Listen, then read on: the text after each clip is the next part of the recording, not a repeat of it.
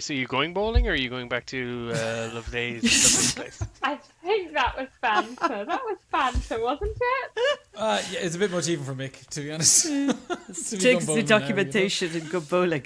Let's not take the documentation bowling. Okay, that was the keeper above the table, but actually you get in the taxi and Mick gives Loveday's address, and Ruby, there might be a little moment of, oh, we're not going for another drink.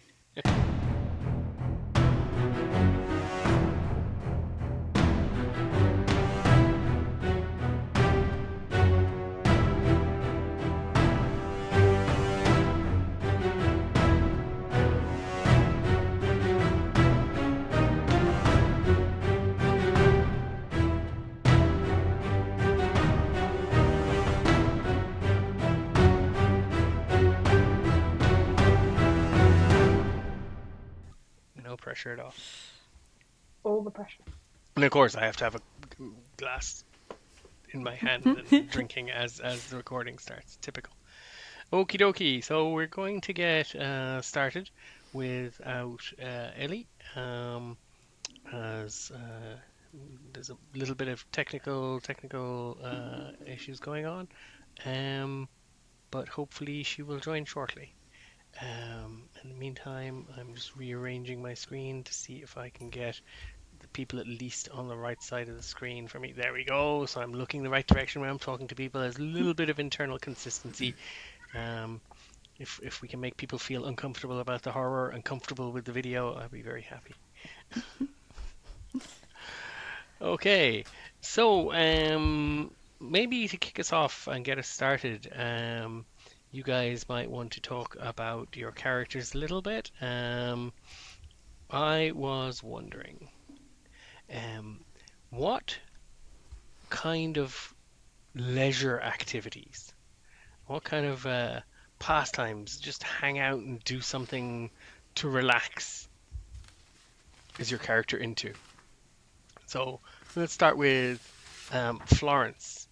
Florence, what are you into when you've got some downtime and you want to do something that's just for relaxing and having some fun and recharging batteries? Or do you even know what that means? I think Florence works a lot. But I think she would really be into Sudoku or the crossword. I feel like that's what she would like to do on a morning, or a trip to an interesting museum, that sort of thing. Yeah. So before or after a day of taxing mental activity, she'd like some more taxing mental activity. Yeah. Excellent. I think that's definitely how. What else is there but taxing mental activity? Gotta keep the Okay, stress super levels stuff. about here. Yeah. There is no You resting. can't have them drop too low. Nah. Of course not. Okay, and then Ruby, not to preempt, I'm not going to try and make any guesses. What kind of things does Ruby like to do in her downtime, between parties and socializing? What does she like to do to unwind? I mean, she's taken a few extra trips to the range, the shooting range after the mishaps that she's had. So I think that helps her to unwind as well and trying to build that confidence back up. Also, yes, the drink is definitely a priority for Ruby. I think she loves Did you read that into something I said? just a few bevies here and there. Is it all the public service announcements that Peter has been putting up on the videos about you and Ellie? We're trouble when her and Loveday get together, I guess. Yeah, absolutely.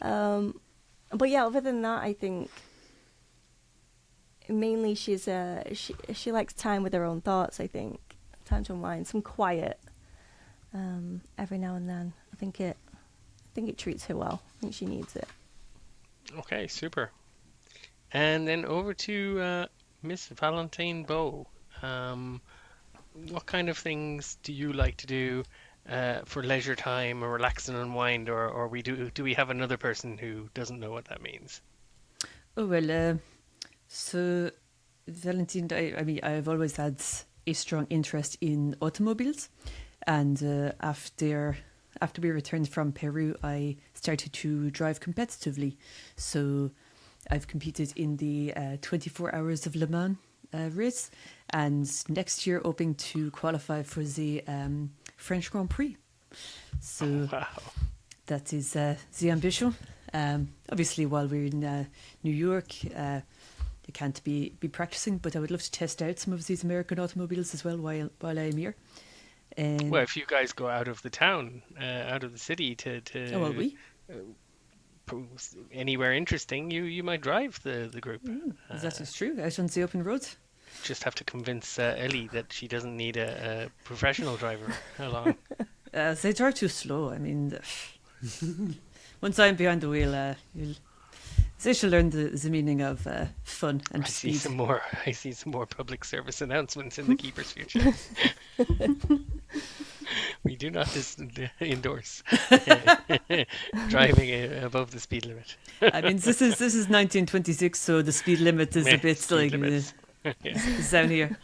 But yeah, in addition, obviously, I live in the artistic centre of the world, Paris, and I'm friends with a lot of artists and writers, and enjoy going to their exhibitions. So yeah, that is me.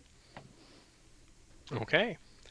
And Micheál O'Sullivan, what kind of things does Father Mick like to get up to in his spare time to decompress and unwind? I think Mick's main thing at the minute is bowling, 10-pin bowling. Wow, okay. Yeah, it's a great way to get in with the community and be in there with the parishioners, especially working class immigrant areas. There's a lot of clubs. Dublin has speakeasies. They can see that he doesn't mind if they're having a drink. He's not a rat.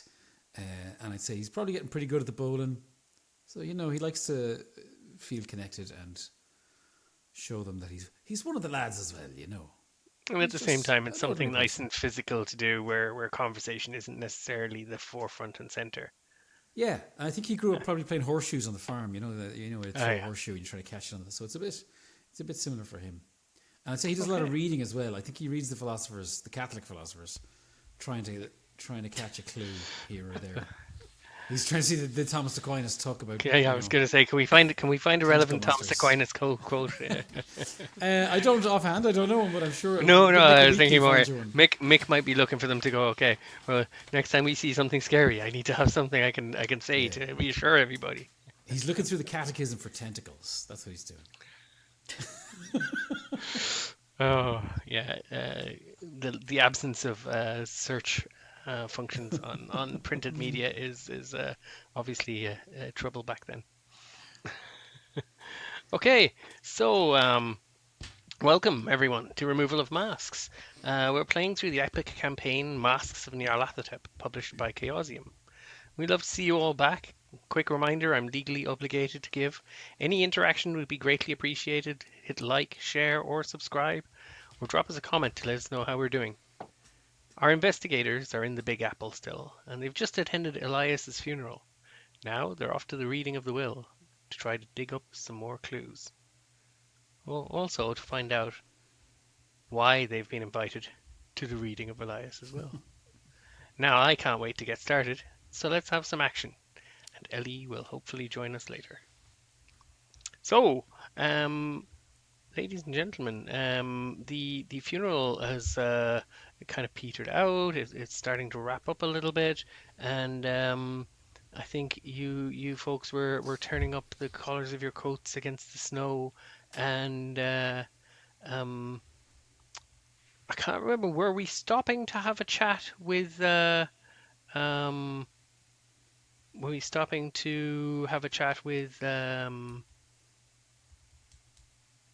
Jonah Kensington, or were we moving on to go directly off and meet up with them later at the Ramsey's office? I think we were heading off, right? Because we just last I I think it was Carlton Ramsey was the last person that said something. Yeah. And If then I you remember guys that right. briefly chatted among yourselves. But I don't remember if anyone wanted to try and catch them on the way out. But yeah, so fair enough. If you guys are heading off, um, are you going to maybe you go and get a quiet bite to eat and have a bit of a chat, and there's a little bit of downtime and contemplation before you move on and go for your appointment a little later in the day. So yeah, so we'll say you are feeling at least fed, if not rested, after an hour or two getting something to eat, and you're going over to the offices of Carlton Ramsey. You're going to be there, I think we had said about 4:30 p.m. And Loveday has been called away. So she unfortunately isn't going to be able to go over to the reading of the will with you. But she says she trusts you. She rely on all of you to catch her up. Ruby, you can keep an eye out for me. And I just have to go and deal with something for my godparents. It's part of the price of relying on family is occasionally they rely on you back. And so she takes the car and shoots off across town. As you all make your way to Carlton Ramsey's offices. How has the conversation been after the funeral? Anybody complimenting Father Mihal on his touching service, or No. Very beautifully read. Very beautifully read. I didn't read anything. Where's that? I did not appreciate being asked to speak first. I mean, I did not know tonally what was expected. It's not how we do things in Well, France. you got them to offer some information. Yeah, I suppose. I thought you spoke beautifully, and I have to admit I did that to mess with you. Honestly, I had thought the that- feeling. I mean, yeah, I think Jackson would have appreciated it, to be honest. that is true. He probably would have appreciated the funeral being used to mess with me. He was fun like that. Yeah. You had a sense of humour. Do you do this at all funerals, or? That's the just first time I ever did a funeral, would you believe? I just sort of jumped on in. Really? Well, Well, have I you been think have you been avoiding doing the funerals, or? Yeah, I have, yeah. Yeah, pourquoi? I just didn't know any of them, I thought. But on this case, I thought, you know what? That seems like a good place to start. Is the A priest nice- have to know somebody who's died to do their funeral? Is that a thing here? Not at all. It was a sort of more my personal sort of thing. It's like, I wouldn't have known what to say at the rest of them, but when it was Jackson, I said, you know what? I'll crack a few jokes and it'll be grand. okay. And so as you guys chat away, you reach Harlem and get off the underground, and you begin walking the short distance around the corner to the corner of 124th and Lenox Avenue, which is where Ramsey's office is. You get there, and it's a kind of small place, like one unit wide, single door, no front window, anything like that. You walk in through the door. It's not. There's no buzzer or lock or bell or anything. You just walk in through the door, up a small flight of stairs, and up onto the what they would say in America, second floor. And you come into a small, simply decorated office. It's very neatly kept. There are two desks, one large one near the back of the office, beside a window, and a smaller, very neat desk with almost nothing on it, but except for a typewriter and a notebook. And sitting at the small desk is Willa, who you've already encountered earlier. Um, and she looks up as you walk in. Afternoon, all of you. Mr. Ramsey and Mr. Kensington are out still. They were just grabbing a bite to eat before the reading of the will. Originally, we had planned to do this on Monday, when everyone is back to work, but um, the, Mr. Ramsey thought maybe it would be better to do it this afternoon and give you all the opportunity, as you're here. Um, he wasn't sure how much longer you're going to be in New York, so um, if you just like to wait, and she gets up and starts pulling. There's a couple of seats around by the walls, and she pulls them out and makes a little semicircle of chairs in front of Ramsey's desk, and then she kind of just perches herself on the side of the desk and has a little look around. Are you all taking a seat, or is anyone staying standing or looking around? Can I ask, are we on time? You are maybe a few minutes early, but you're not. You're definitely not late. Well, I'm going to sit and sigh heavily. Let's just stay standing and have a little look around the office.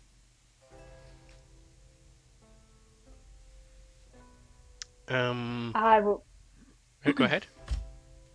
I'll probably do the same of politely having a little glance around the room. Okay. Mick and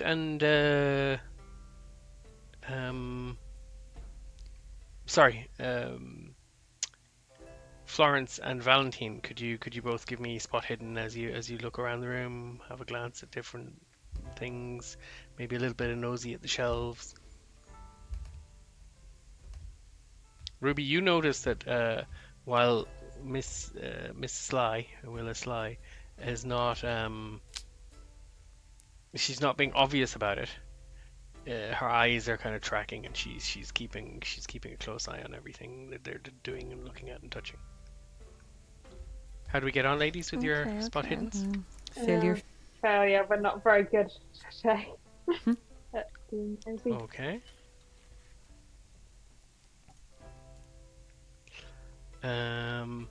Okay. It's a. Ooh. Okay. It's quite a nice office. It's quite well appointed. There's extensive law volumes around the shelves, and it's it's not like it's not quite the same as other barristers' offices or solicitors' offices you'd have been in London. It's a lot more relaxed and casual. There's photos on some of the shelves of Ramsey and acquaintances. There's a photo of him with Jonah Kensington and Jackson Elias. As you kind of look around, Kensington and Ramsey stroll into the room, having a bit of a chuckle between them, and Ramsey, okay, now to work. Thank you for being so prompt, everyone. Good to have you here. Sorry, it's the circumstances, of course, but look, this is a necessity, and we'll just get through it. Kensington comes over and kind of takes a seat in the little semicircle of chairs. Ramsey doesn't take a seat immediately. He gives Willa a little nod of his head, and she kind of gives a little okay, and she heads over, and she pulls open one of the shelves, and from inside, she pulls out a quite a nice looking bottle, but there's no label on it. It's a bottle of some kind of almost treacle colored liquid. And she takes out some nice cut glass glasses and starts pouring out measures. And Ramsey picks them up one after another and starts offering them around. He says a little bit of bourbon. Elias was particularly fond of this one. It's bootleg, but that's unfortunately all we can get these days. Don't mind if I do. I'll definitely take one of those glasses. Thank you very much. Merci. Thank you for your hospitality. Yeah, unfortunately, bourbon doesn't agree with me. I'm so sorry, but I appreciate it. That, of course, Father. No problem. And Jonah Kensington takes a glass. Ramsey sits himself down behind his desk, opens the drawer, starts rifling through, taking out some papers, getting them on the desk, getting things sorted out. As some of you kind of take your first sips, Miss Sly comes over to you and kind of drops down to kind of crouch beside you, Mick. So, Father, could I get you some water, some tonic water, anything like that? A bit of very kind. Bit of quinine. No, thank you very much, though. Thank you. Okay, no problem. And then she moves away. She's very, I say, almost say discreet. She's very, she's quite good at what she's doing. And she kind of fades into the background then. And Ramsey kind of looks up. So again, my condolences to y'all. I could talk a bit longer about memories of Jackson Elias and his wild adventures, but I think we've all shared a bit of that thanks to Father Osuluwan. Am I pronouncing that right, Father? Osuluwan, yes, that's correct. So yeah, we've all shared a little, and we thank you for that, Father. That was very nice. I'm sure Elias would have been very pleased with how that all went down. And he gives you a little look, Valentine, but he doesn't say anything. He just carries on. But there's a little bit of a chuckle on in his expression, and it's like, yeah. So yeah, look, there's Elias came and updated his will the day before he died. Now, usually, with anybody else, I would say that was a kind of strange and suspicious behavior. Maybe something I should check into. Maybe something the authorities would be interested in. But look, I'm reasonably sure. I mean, he didn't say anything, but I'm quite sure he was in fear of his life.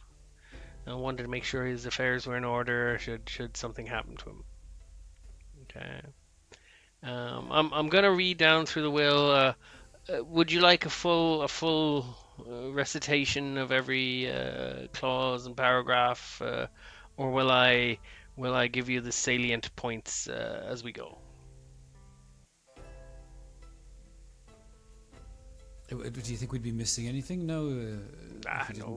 Are there Look, details? unless any of you are solicitors in your own right, it might be more an exercise in tedium. There is a lot of language in these documents that's somewhat unnecessary. Most of it is just couching for making sure that there's no deviation from the desires of the deceased. So my recommendation is usually the lawyer and the executor have a duty of making sure that the terms of the will are carried out. it's more than my career is worth to be finagling that kind of thing. And I happen to know Mr. Kensington in this case, and he's a man of fine, upstanding moral character. So if you'll indulge us, we can take a lot of the tedium out of it for you. Okay. So first key point here, he mumbles away a couple of the sound body in mind. Yeah, but then we come to full power of attorney and execution of my estate. Goes to Carlton. Yes, to me, Carlton Ramsey, giving me complete authority to liquidate his assets or manage them in such a manner as I see fit to. Assure the use of them in accordance with this will. And that is overall to use the assets to create and manage a fund. Now, Elias requests that any friends of his who attend the reading, specifically only those who attend and have been invited, make use of this fund to continue my investigations, his investigations of the Carlisle expedition. Ramsey will make disbursements, that's me, will make disbursements from the fund to pay for travel, accommodation, living costs, equipment purchases, legal bills, medical expenses, etc. as needed. Participating investigators should make sure that they bring the necessary receipts and send them on to me in a timely fashion to assure funds can be furnished. In some cases, I will be happy if liquidity is an issue to furnish funds in advance for significant exercises. Example being the trip to Peru. Mr. Elias, I recall, put a good bit of his own money into that trip. Um, and so if you gentlemen and ladies have to do anything similar, I would be satisfied at your say so to disperse some amount of liquid assets to help you to manage the cost. I will act as a central point of contact for those involved. Should you split into multiple groups or work individually, I will help to coordinate communication between you. Now, when I say I will, obviously that is Jackson Elias's wish and diktat as per his last will and testament. But unfortunately, I'm not a man with unlimited time and availability, so therefore it will be more the office of Carlton Ramsey will carry out that function. Your primary liaison, if you choose to continue and participate in this investigation, will be with Willa Sly, my secretary, and I hope that she will prove adequate in helping you with anything you need. Obviously, I'll be always available if you need to reach out for any reason. Any questions? Further questions at this stage? Something important comes to mind here. You seem to be quite explicit stating that only those friends who attended this meeting were to be included. And I'll say straight up now that if Miss Llewellyn Loveday is not welcome in this group, then I don't think I'll be going. I understand. I see what you're getting at. No, I believe the intention of Jackson Elias was that it would not be appropriate for others who have not been invited to this specific meeting to participate initially in this exercise, nor would it be appropriate for anyone who decided not to show up out of a lack of interest or respect, if they were to come after the fact merely because they found the funds were available. Excuse me, the bourbon is repeating on me a little. If they were to hear there was some bounty and decide to show up for that purpose, I don't think Elias had any faith that that such a person will be invested in doing the right thing. I hope you'd agree then that it'd want to be some amount of money to swing Loveday. Like, But this is the point. I mean, Miss Loveday Llewellyn is not precluded from participating in the group or even if she was precluded from access to the funds. I do not believe that would matter to her in any way at all. This is a paltry sum in comparison to her own assets, I'm sure. I have done my research. I'm quite aware who her family are. But no, there is nothing precluding Miss Llewellyn from being a part of the group or participating. And certainly, and he looked at Willa. Willa met her at the funeral earlier, and I'm sure Willa is fully aware. She's not going to suddenly take a notion to say she was not in the room at the reading of the will, so she's not, of course. You mentioned that it can only be used in relation to the Carlton expedition, but do you have access to any of the research that Jackson had done? Well, I have some what we call photostatic facsimiles of some things, and I have some originals of others. But I'm afraid that information I really should only be sharing further with you on an agreement that you folk will continue forward. I do not want to make any assumptions and any decisions on your behalf.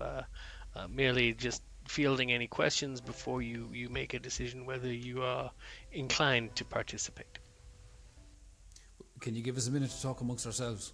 Of course, of course. I do have a note left by Ramsey, which he would have wanted to be read out among you. So, do you mean left by Jackson? Yeah, and Sorry, you, Ramsey? Elias. I am Ramsey. Sorry, yes, Oh, left by okay. Elias to be read out on in the event of his death. I'm happy to read it to you, or I can leave it for you to read while you talk among yourselves. I'll Miss Singh and I will take a back seat, and I believe Mr. Kensington, his involvement in this, and Kensington, I would be very much a silent partner in any of this. I will be sitting back, carrying on with the publishing and my own day to day, and only helping if there's anything that you think I can help with. So Right. if you want to speak among yourselves, I will maybe go down with Ramsey. We could fetch some bagels from the street. How about that? Sounds good. Maybe see the Thank you. note from Yes, Jackson? yes, yeah. I'll hand it over now. I'm going to put it on the board, but I'm also going to share this is keeper out of character. I'm Mhm. also going to share it in the journal because you may need the text version of it. Anyone want to read that out? I do not mind. Shall I read? Go for it. Greetings from beyond the grave. Oh, that's very droll. By now you know that all I've really left you is a whole heap of trouble. If I were still around to have an opinion on the matter, I would understand if you decided to walk away from it all. Hell, if I'm dead right now, that's a good indication I should have done the same. But you know me too well, and I know you too well. If you were the kind of person who always did the sensible thing, we wouldn't be such good friends. You have been there when I needed you in the past, and I hope you will be again, even if it's too late to save me. I've been pulling threads all over the world, and while most of them are still unravelling, I think I'm onto something big. Carlton and Jonah can fill in more of the details for you. I've left some of my papers and notes with them, which should help you work out which hornet's nest you need to Poke next. Okay. I trust you to bring my killer to justice. Of course, I'm assuming I was murdered. That's quite funny. It will be just plain embarrassing if I was run over by a trolley car. Follow my investigation to its bloody end and seek out the truth. I'm not asking you to finish my book. None of you can write worth a damn. Dirty. How very rude. Your friend always Jackson. Extremely inconsiderate. Yeah. How rude. Very rude. You clearly never read any of my articles. Very rude. Anyway. I don't know. Sounds legitimate. Yeah. He really must have been onto something big if he expected to be murdered. Yeah, small part would indicate that. Well, he came in and changed his will. I mean, he must have known that they were coming for him. So what do we think about the all of this? Ruby, what do you think? I'm thinking that Carlton and Jonah definitely know more information. Jackson's said as much, so we definitely need to ask them. But what are we thinking as a group are we happy to continue the Cowles expedition? Like, what's the vibe? What are we going with? I absolutely want to continue. Yes, I I'm want to just find out curious what what he happened. means by some sort of agreement. Is he going to get us to sign a contract or what, you know? I'm not sure how much I trust them. They were very cagey about what they knew. Well, it could maybe that might change once we say yes, you know. I was thinking the same thing. Willa kind of clears her throat and and walks out of the room. I thought she was gone. I'm happy for her to overhear. I mean, I would have said the same thing to them. But I think she suddenly was kind of like, oh wait, they're going to be fully open. And they don't realize I'm here. Everything we said to him now is going You straight can back come to back. You can come back, Will. I knew you were there. she comes gone. back in. Hey, Oh, she's help back. me out now. Is that If- the young woman if- that spoke at the funeral? Yes, that's the one oh sorry. That's the GM Does answer. any- I'll leave that to does someone to anyone- answer in person. She's Was it- Ramsey's. what was her She's the connection? niece. Yeah. Of Ramsey. The niece of Ramsey, of- yeah. Your lawyer's niece comes to your funeral. It's just a bit hot. But they were really close, weren't they? She She knew has each other. walked She was back emotional. into the room and she's standing there as Hello. you say, because Hello, do you Valentine mind- called her back in. Do you mind if I ask you, because you spoke so beautifully at the funeral that my mind wandered, what was your connection to Jackson? I called him Uncle Jackson or Uncle Elias. He was around my father and part of our life together for many years, for as long as I can remember, nearly since I was very, very small.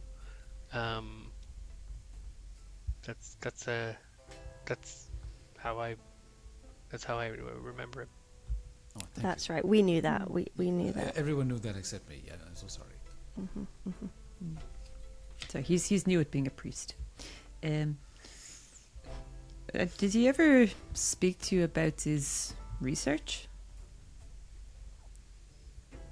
No, he would have. Well, not really. He would have spoken more to my father about that kind of thing. All I got were the stories more than anything. So did your father not pass on any of the information to you then, I'm guessing? Too young ears. Well, the paperwork passes through my hands, documentation. I keep notes on some of the meetings, things like that. But if you're asking if there's anything I can share, absolutely not. If you're asking, was I in the loop to some extent, enough so that I hope that I can be helpful. If you need to contact anyone or you need me to act as a go-between, I'm cognizant of the main material.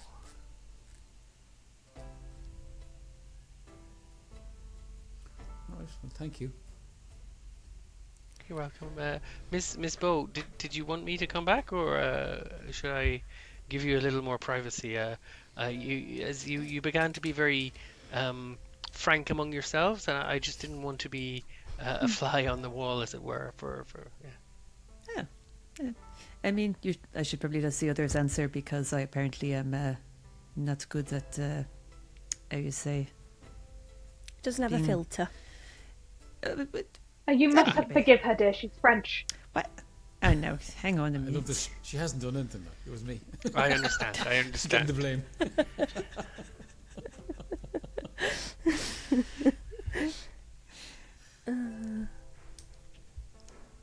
Right. Well, I guess that's it. Willa, thank you very much. Oh, very good. Okay, and then she Give us does. a She bit- leaves. Cheers. Listen, folks. I think That was if we don't look at if we don't take them up on this, Loveday will shoot us all. That's what I think. I agree. I think it's I'd be more worried about Ruby shooting me, but You should be aiming for someone. I mean, else. Loveday has my weapon, so we're safe, guys. We're safe. that means Loveday does have 2 guns then, so I take your point. Well, I am all ready to jump into this. I'm we down. all are. All right. Are we in Well, agreement? We call them back and we see what's going on. Listen, I say straight up though, I'm all up for it. But if it comes to leaving New York, I will have to ask permission. Do you know, or become a bartender again. From God? Well, essentially, yeah. From, I can't go straight to him. I have to go to a fellow who talks to a fellow who talks to God, basically. Sorry, Valentine, you're Alright. confused. I'll have to ask my superior down to St. Paul's for permission because I'm supposed to be here. Oh, the hierarchy in the church. Okay, I understand. Yeah. That's it. Okay. Okay. So, is in the absence of Willa now, is someone going to go out to call back Carlton and I mean, they said they were going for bagels, and I'm a little bit peckish, so so you kind of just sit and Oh. tap your fingers for a few minutes until they come back? Okay. It's I'm not curious long. The three of them traipse back in with a small brown bag of bagels and start handing them out. I think I actually still have a Don't cross. mind if I do. They're just simple you eat your warm egg? bagels, freshly baked, sliced down the middle or sliced through the center, and lightly buttered. No fancy frills or garnish or salads or anything like that. It's just a good New York bagel. Loveday would not appreciate this, but we'll make the most of it. if you still have your egg in your pocket, Mihal, you should put it in the bagel. Would you like an egg? You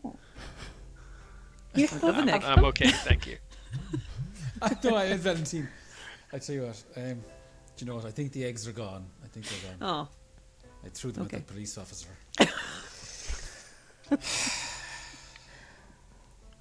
Jonah is looking back and forth between you, uncertain if this is a joke or not. We better say yes before he changes his mind. yeah. Anyway, all eggs aside. Given some of the stories I've heard about you guys from Jackson, I'm pretty sure that could be actually what happened today. Of course. That's nothing.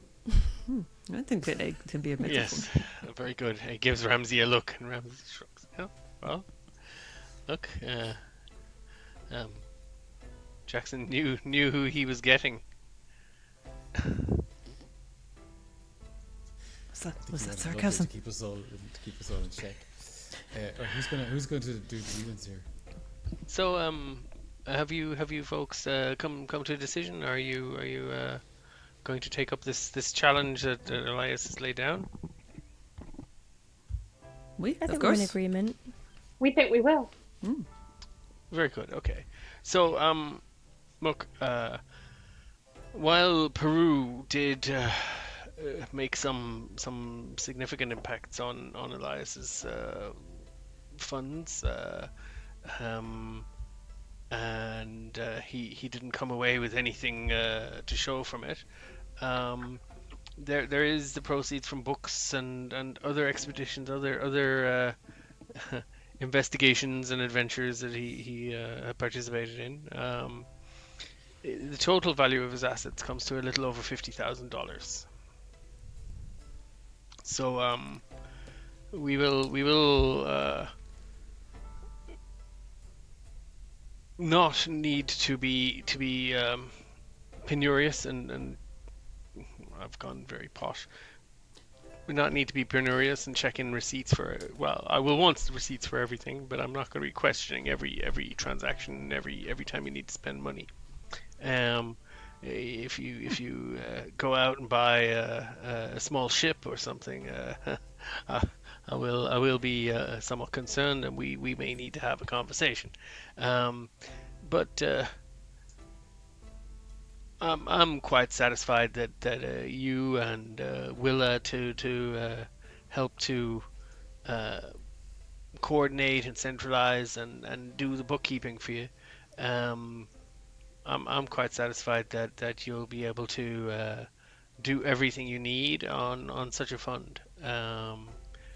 Of course, I am also aware that you have access to other means, but let us not depend on those for the purpose of this exercise. This project will be funded through Mr. Elias's estate.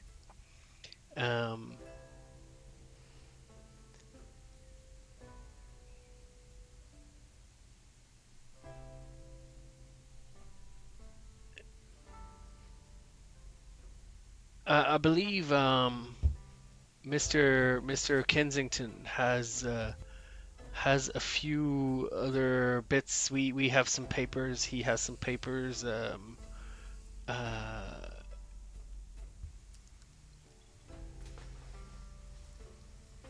Maybe you could pop by Mr. Kensington's office, the Prospreo house.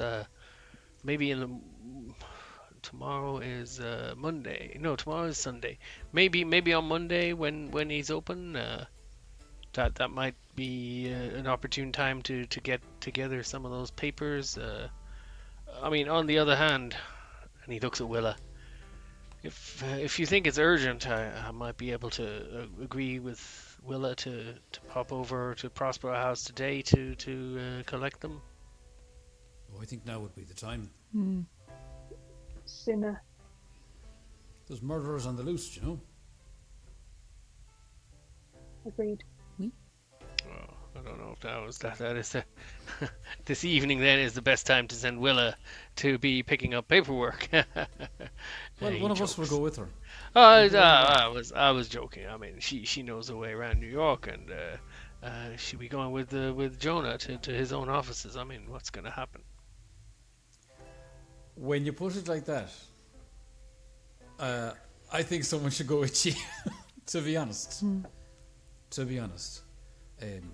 We deeply suspect that Jackson was killed because of something to do with what's on those papers. They were trying to get papers off his body when we found them. And I think the sooner those papers get into our possession, the happier we'll be. What do you think? Oui. Kensington gives Jonah Kensington gives a bit of a shrug as well, I mean, my offices are quite informal, so just popping over this evening to pick some things up is fine. But I just I'm not sure if it's that urgent. Could it wait till the morning?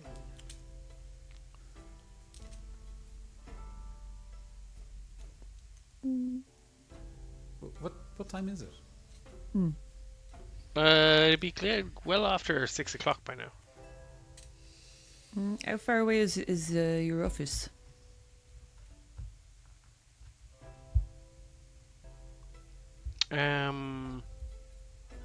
It's on Lexington Avenue, so it's not that far, but you know it's not a short walk. It's probably a trip on the underground or taking a car. Well, I'd like to hear what my companions think, but from my point of view now, those documents form part of Jackson's estate, which he has essentially bequeathed to us. Oui. And I'm surprised you don't have them here, to be honest. Well, those documents are work product for the publication of his books, which means they're the property of Prospreo House and not of Jonah Kenzie, not of Jackson Elias.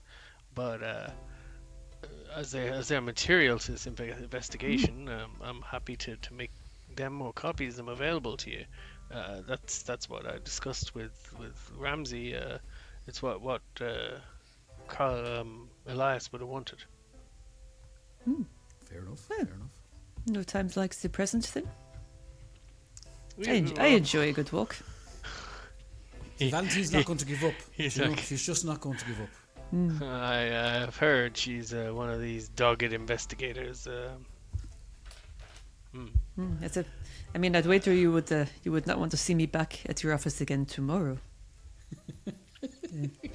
Miss Bow, I would absolutely welcome seeing you at my office or at this office or out for dinner at any stage. You're a charming young lady, and absolutely would be happy for your company at any time, or the company of any of your friends for that matter.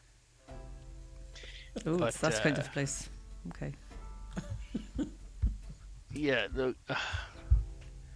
and he looks at Ramsey, and Ramsey gives a little shrug, and he's like, I told Ramsey we should have left it till Monday, but he wanted to make sure that none of you decided to go back to the UK or anything like that before the reading of the will, so Yes. we moved things forward. Okay, let's go. Get your coats. And he gets up and starts pulling on a long, heavy overcoat. It's gonna be cold out there. The weather is getting more and more vicious every night. Are we all going? Yes, I mean, I Florence. would like to go. Florence wouldn't like it if we split up, so we should all go. we're not leaving Also anyone very true. behind. I love splitting up. Willa goes, if they're going with Ramsey, yes, Willa, you can go home, dear. If do they have your card? You have our number anyway. You know how to contact us. Willa will be available for you whenever you need, within reason, within working hours if possible. Maybe not to go running errands late on a Saturday evening. Do you mind if I say before we go then, Willa, I would strongly advise you not to publicise the fact that you're working with us on this. Keep very, very quiet about it. Yes, Understood. good advice. And if there's anything untoward, anything strange at all, you make sure you tell someone.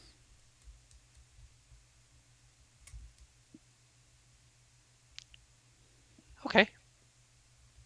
She seems a little more hesitant, a little more uncertain, but there is a steely resolve in there. Okay, so we'll accelerate this a little bit. You guys head on over to Prospreo House with a somewhat disgruntled Kensington, but he kind of makes conversation along the way. He's a garrulous kind. He now that he's out of the lawyer's office, and he's not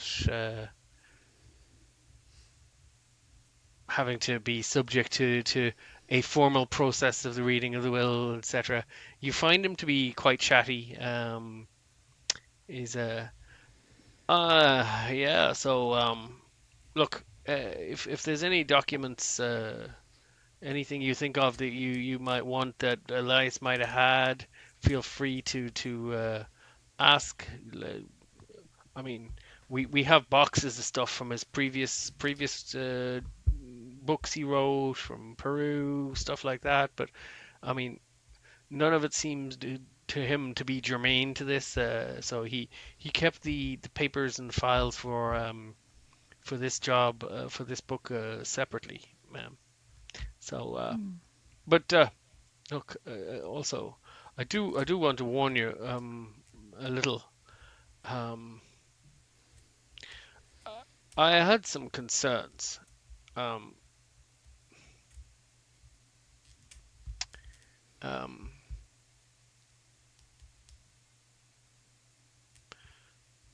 this business of occult Um, I do think the police are right on that. Definitely, it was some kind of cult, and Elias probably uh, irritated or aggravated the wrong ones.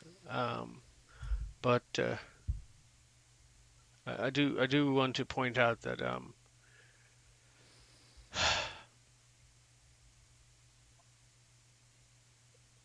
the the notes he left with me a few days ago were they're bewildering. They're fragmentary. They're not in his normal style or structure. They're barely legible, and I started thinking he needed 6 months in a sanitarium, or maybe he was keeping everything in his head and just jotting down a bits of code. But you'll see for yourself. They're not. Hmm. So you reach Prospero House. It's quite a modest business. It looks like it's not like a glitzy, uh,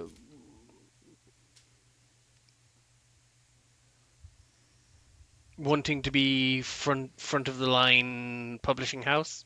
Um, if any of you might have, Mick, you've read some of the things that Elias wrote. Uh, you kind of obviously had a look then at the publisher and what other books they've published and things like that. They tend to publish stuff that's got some value. Uh, it's either good quality or it's meaningful and it's going to be informative. So he unlocks and brings you up, turning on lights as he goes. So yeah, did you all come across the cult in Peru with Elias, or were you already gone by then? We may have seen a few things. Hmm. Hmm.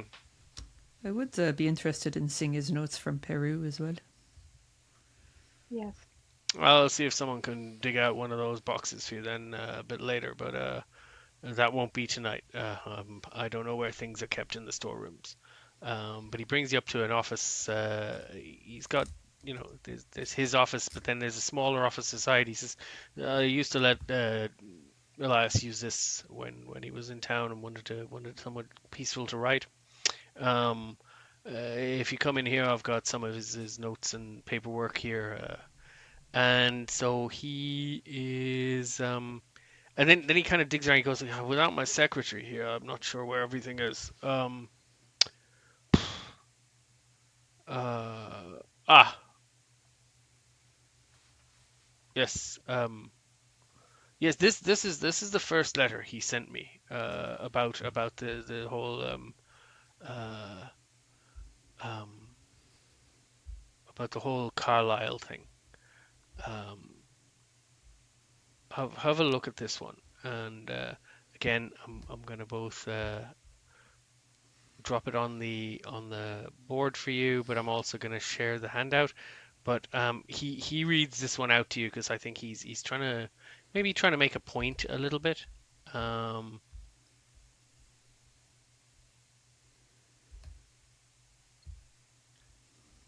Dear Jonah, big news. There is a possibility that not all the members of the Carlisle expedition died. I have a lead, though the authorities here deny the cult angle. Uh,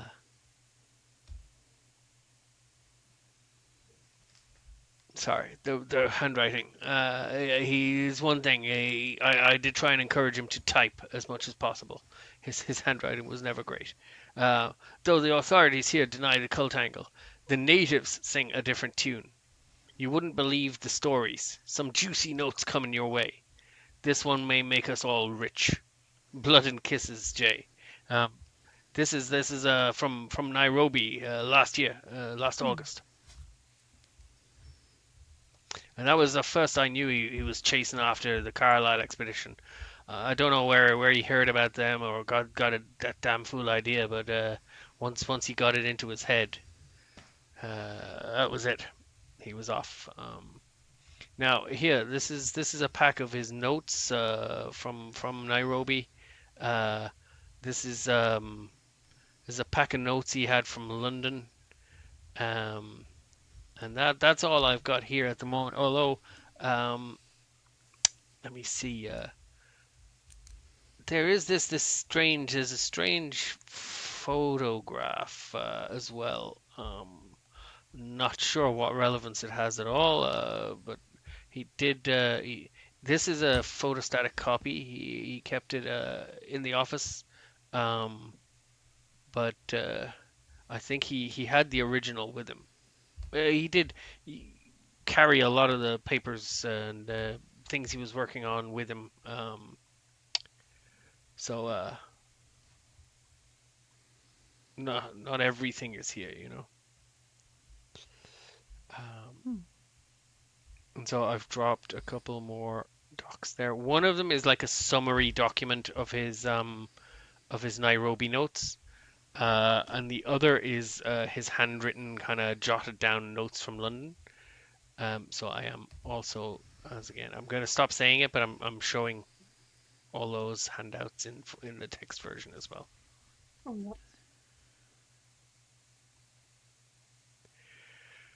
Okay, and with that, like you've got several sheafs of paper to take away with you now, and one kind of strange photo of a. It looks like a junker. Hmm. Like an Asian ship of some kind.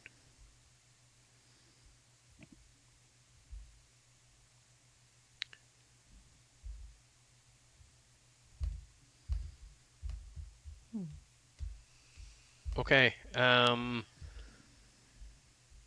So over to you. Right. Are we still here with him? Yeah. He's handed over everything, and he's kind of looking at you as if he's wondering if he can help you in any other way. He does. He seems like a guy who's not particularly fond of other people's conversation. He likes to talk, and he likes his own voice, and he seems to think that what he says is important. And unless you're making a direct point, he kind of he cuts across a lot of the time. Where is this photograph from? As I said, I'm not really sure.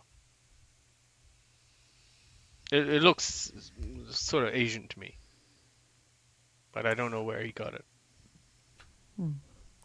So there's no notes on the back of the photograph.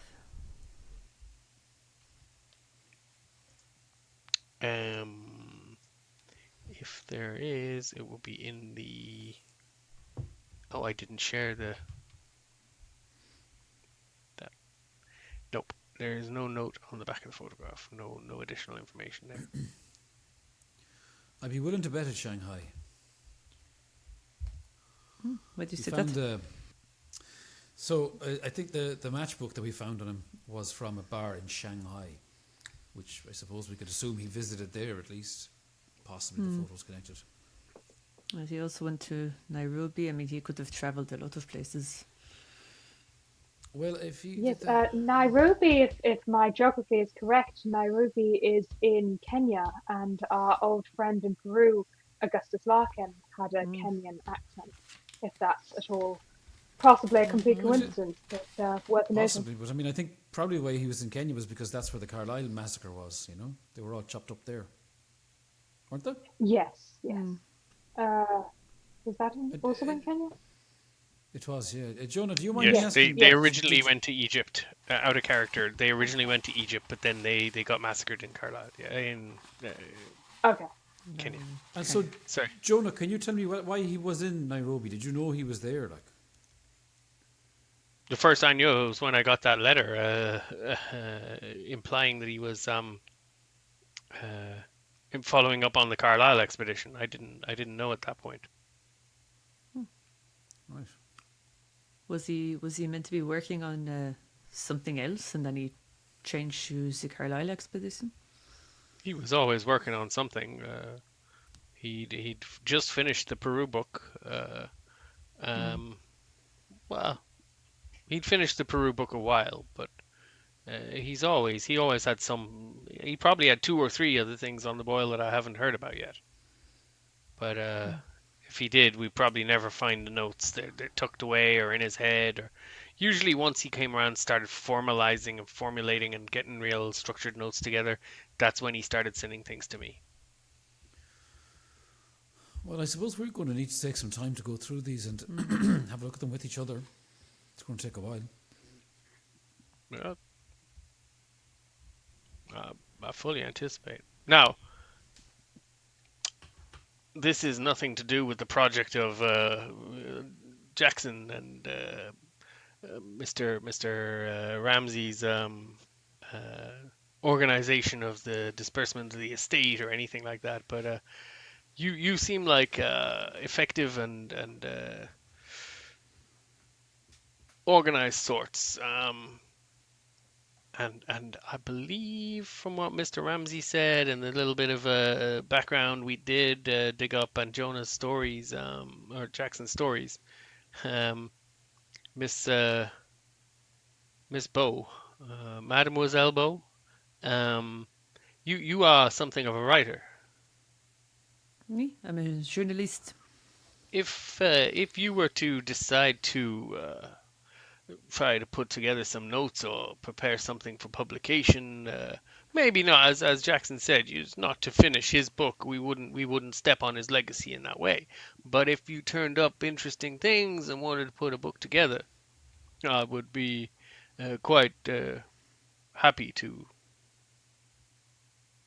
make my business's facilities available to you. It's good to know.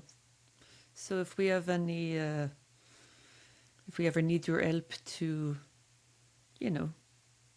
get access to certain information, you would be willing to help us? Well, as part of the group that was there for the reading of the will, it is somewhat expected by Jackson that I would fulfill that role anyway. So yes, I'm happy to do that. If you need anything, if you need a door opened or any info dug up, feel free.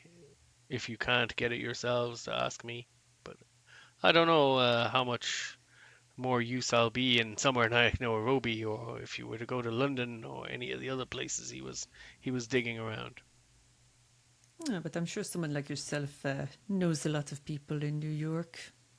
Someone of your influence. I have some contacts. I think perhaps there's been a miscommunication. Valentine, I think what the man is doing is he's asking you to write a lurid, cheap paperback about the death of your friend, is what he's doing. No, hey, no. Prospero sorry, House I got the wrong impression, did I? Prospero House don't engage in publications of that sort. No, I'm looking for, if you gentlefolk turn up anything material and of public interest about what happened with the Carlisle expedition, I would be fascinated and I would be interested and willing to publish it on your behalf. That's and fair. help you to perhaps come up with some other benefit from this whole exercise than just getting the fulfillment of helping out your friend's last wish. Well, I'm sure you'd agree that is the... He punctuates, by the way. He's talking to you, Mick. He's like he's not quite in your face, but the finger is very much going. granting Jackson's last request is obviously the main thing that we all want. Of course. Isn't that right? Yeah. Excellent. Of course. But I was trying to make sure you understood that there could be an opportunity available for you as well if you want it. But Understood. that's up to Thank you, you, of course. Thank you for the offer, Mr. Kensington. Anyway, I've come over here and opened up my office on a Saturday night, and I've missed my family dinner. So unless you folks have something else to talk about, I'll be asking you to sling your hook so I can get back home. That's fair enough. Will you be fair enough. employing any Thank you for your protection time. over the next while, Mr. Kensington? None above and beyond what I normally have, no. Oh, I see. Normally have. Do you normally have protection? I don't feel the need to discuss that. Well, it's just a little concern for your safety, sir, is what we're getting at. Very good. Jackson Thank always you for spoke that. very highly of you, so we would not want anything amiss to happen. All right, let's go. I'll be fine. God bless you and keep you. Yes, very good. Don't let me keep you. That fella's getting murdered. Niall, I was trying to, use them for information. I knew what he was asking. I was trying to. Sorry. Trying to I got a bit annoyed at him. schmooze. I'm Trying to sorry, take it back how schmooze. quickly I get annoyed at everybody these days. I'm on edge, I think. Well, you're going to You have need to calm schmooze him now. down. Schmoozing is necessary for information. Oh, look at. Obviously not going to write a lurid paperback, but it's okay to let him think I was going to. Oh, it just rubbed me up the wrong way. He's like, can I get a book out of this, I wonder? Come on.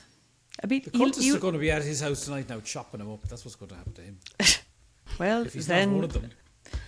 well, I'm sure he'll be delighted then if I write a book about him being chopped up. But anyway,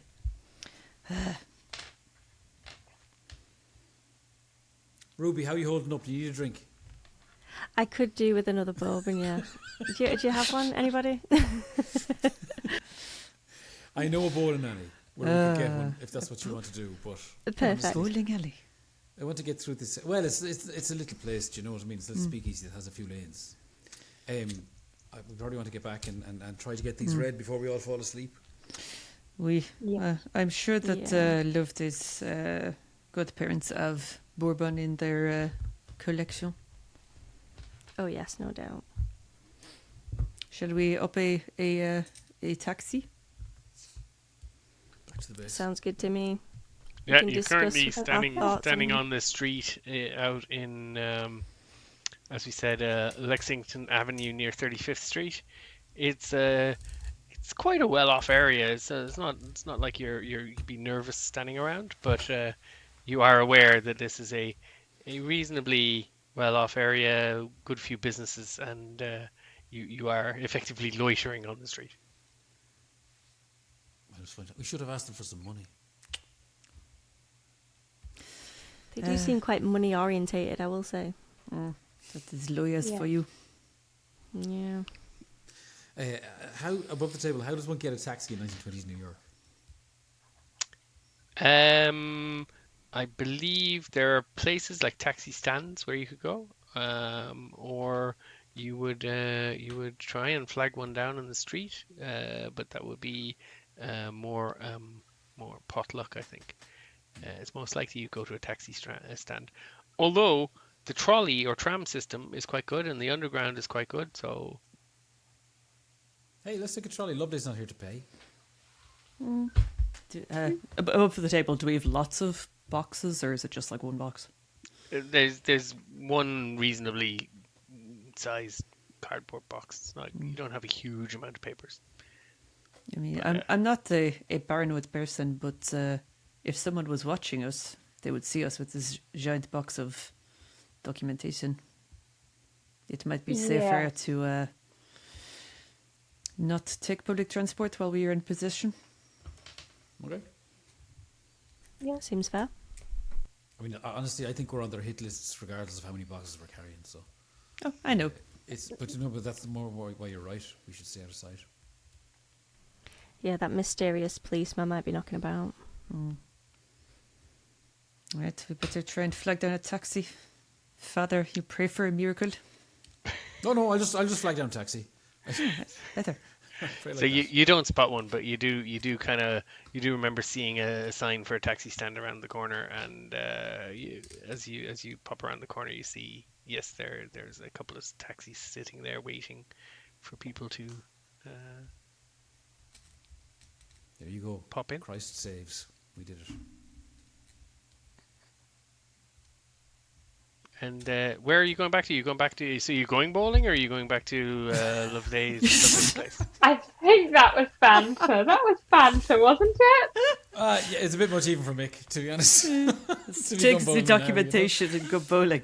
Let's not take the sensitive documentation bowling, Okay, shall so we? that was the keeper above the table, but actually, so you get in the taxi, and Mick says gives Loveday's address, and Ruby, there might be a little moment of oh, we're not going for another drink.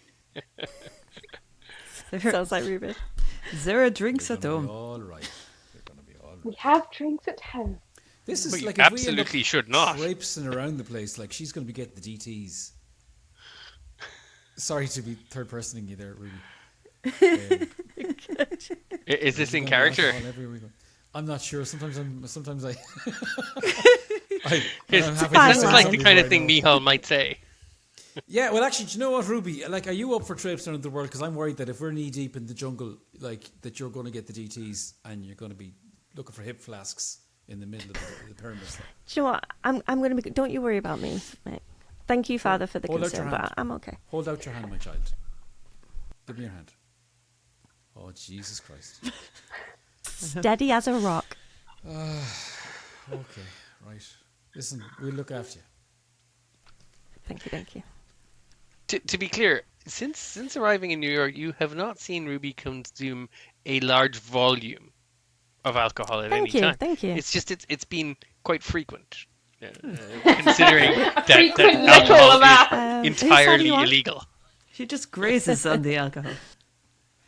Okay, so you head back to Loveday's, and was the plan to go through the paperwork and have a look at the things you have? Yes. Start Yeah. trying to pull together some information and It's mainly that big, massive one that we should probably read through.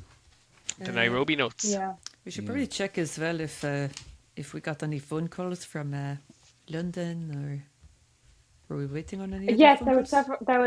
There was two. I think there was two people we were waiting. There was not a There's three, I think. a telegram that we were waiting for, and a phone call.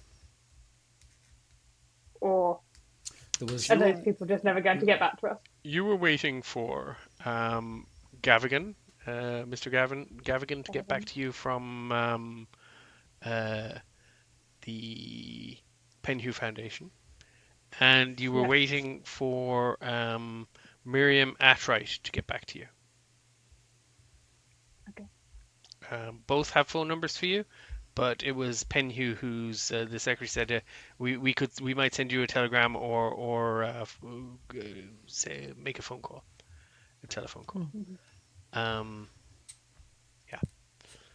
So you're starting with the Nairobi notes, I think you said. Yep. We Okay, who wants to? Are you going to split this up, or is one person going to read it all, or are you just going to read it for yourselves and we'll sit here in joyous silence? Why do we do like a paragraph? Not each? to 'Cause ask a like- loaded that's question. not good. we can split it up. Father, do you want to do it first? I will. Okay. Set 1 of the Nairobi notes sets forth the offices, officials and tribes which Elias visited, searching for material concerning cults and cult rituals. Elias mentions Roger Corydon, could be Croydon, but it says Corydon, the Colonial Undersecretary for Internal Affairs. However, he notes that nothing conclusive was learned. Elias discounts the official version of the Carlisle massacre. Set 2 describes his trip to the massacre site. He notes particularly that the earth there is completely barren and that all the tribes of the region avoid the place, saying it is cursed by the god of the Black Wind, whose home is the nearby mountaintop. Set 3 is an interview with a Johnstone Ketiata, who says that the Carlisle murders may have been performed by a cult of the Bloody Tongue. He says that the cult, the Bloody Tongue, we read about them in the Yes. library. He says that the cult is reputedly based in the mountains, and that its high priestess is part of the Mountain of the Black Wind. Elias is politely skeptical, but Kenyatta insists upon the point. In quotes, Elias recorded that regional tribes fear and hate the Bloody Tongue, that tribal magic is of no protection against the cult, and the cult's god is not of Africa. I would then note off of that in my original research into Augustus Larkin, there was something about him becoming involved with a woman in Africa. But again, could be complete coincidence, but the parallel what kind caught of my involved? mind. What do you mean? Do let me check my notes.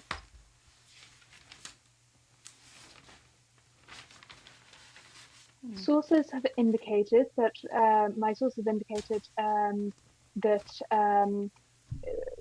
Larkin spent some time drifting and associating with some lower class wastrels in Kenya, boozing and womanizing. At some point, Larkin managed to get himself entangled with a criminal element in the London underworld and apparently ended up participating in some shady dealings across African borders, possibly smuggling artifacts.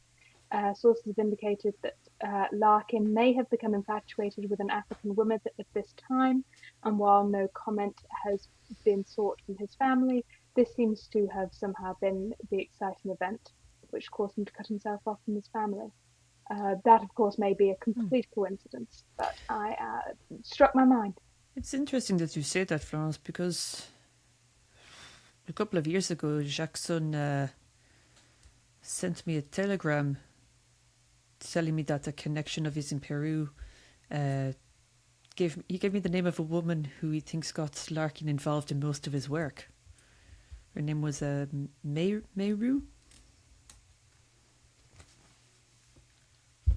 But that is all the information he gave. Oh, it may not be connected to the cult, but these comparisons are worth raising. Yes, when we went to continue with the. Well, we could okay. I was going to bring up what we discovered at the library, but we can maybe talk about that at the end. Okay, sit 4 fellows up on the Kenyatta. Yeah, because you didn't all go to the library, so some of you probably are not aware of that. Yeah, above the table. Will I just pause and talk about that now? Yeah, go for it. Might as well. Yeah. Keep the others in the loop. Neil and Ruby, when we went to the New York City Library, and I mean the librarian was quite useless, but we had a look ourselves in the the anthropology section, and we found the ruin that was carved into Jackson, and it said that it was a rune basically from a sect called the Bloody Tongue, who originated in Kenya, but it said that there was no evidence that the cult still existed, but it seems like Jackson thought so. Seems like somebody here thinks so as well. Carved it into his head. Now, in fairness, like if you got that in the New York Public Library, then any old mad lunatic could have seen it in the public library as well and just gone for it, you know. Well, that's the thing. It doesn't. You get copycats. It does not mean that it's actually a cult in existence, but there could be a person who is, issues appear. And there was no scarves found or anything. No red scarves. In the library? Or red headbands? Oh, no, in the books about red headband. I don't believe so. Okay. I didn't notice any notes. Anyone want to make an intelligence check for me? Ooh, Sure. Oh, hard success for me. Ooh. Success. It kind of comes to all of you at the same time, but Ruby, it kind of might hit you a moment or two earlier, as you asked the question about red scarves and red. Then you think red strip of fabric hanging from the face, from the head. It could symbolically perhaps be a tongue. Oh, yes. That's It's kind of disgusting. Oh, so it's hanging from their lower face. It's hanging from Where it hangs from here. Why would you want a tongue on your not very face? practical. Yeah.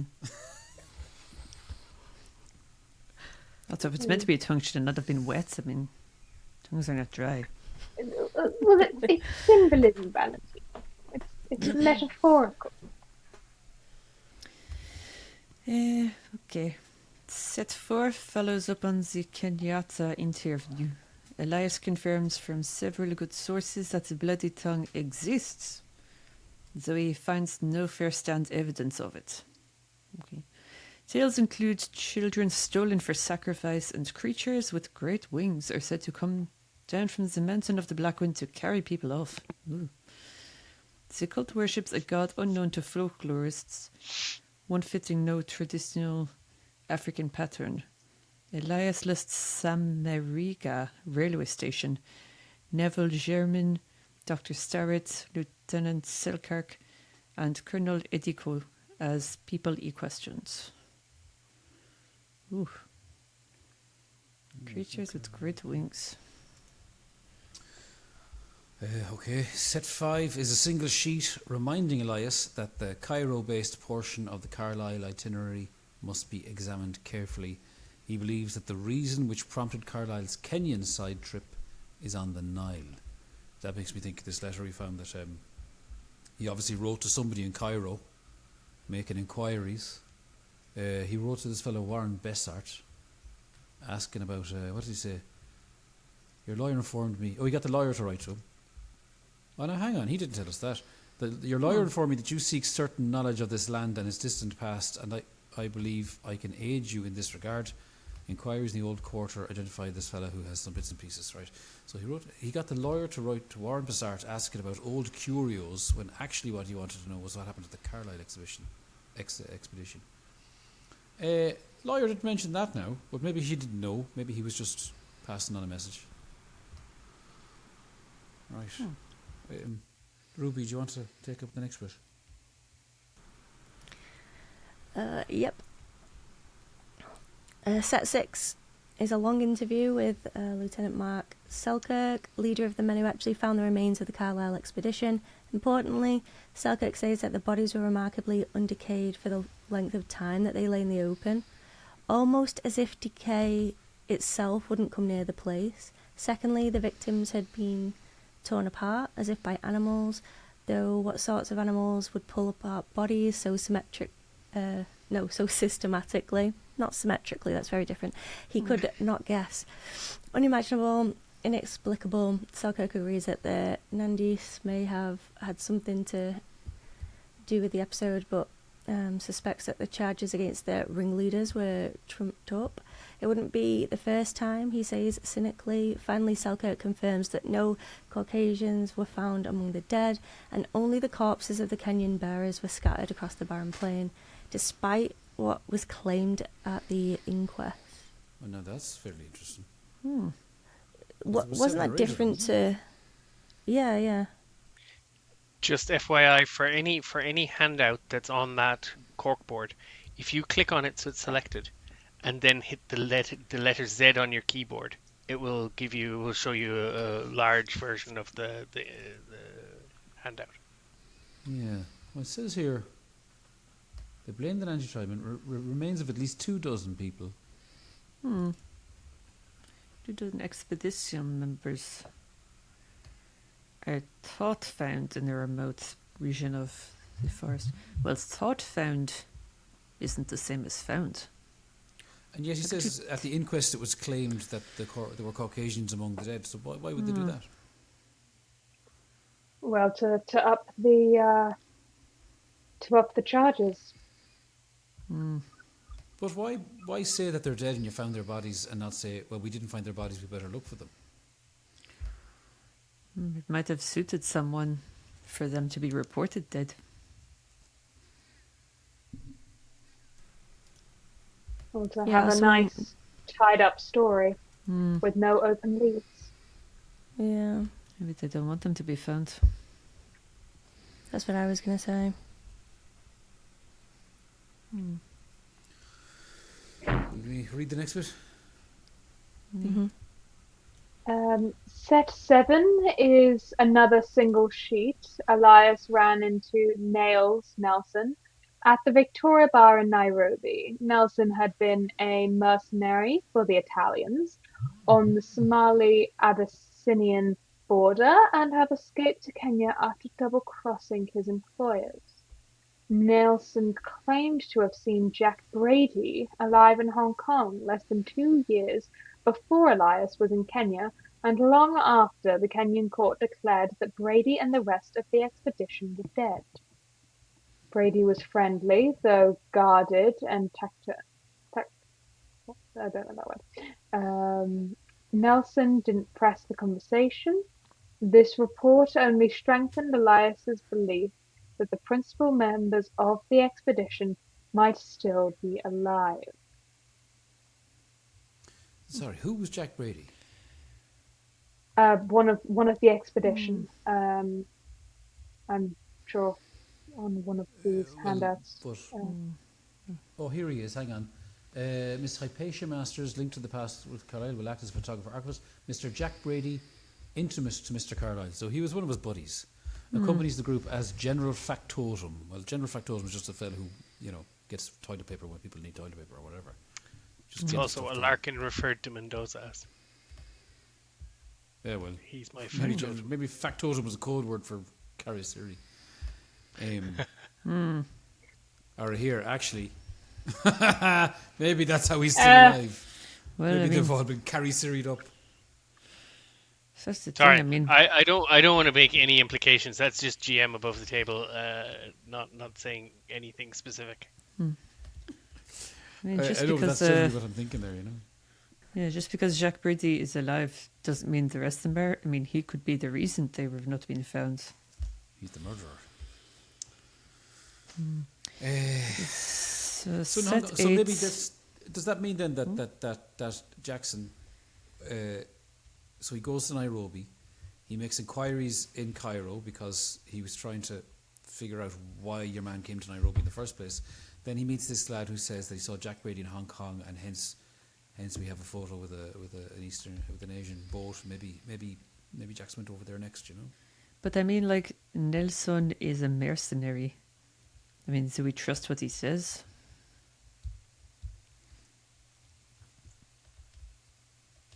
Well, it's certainly an interesting possibility.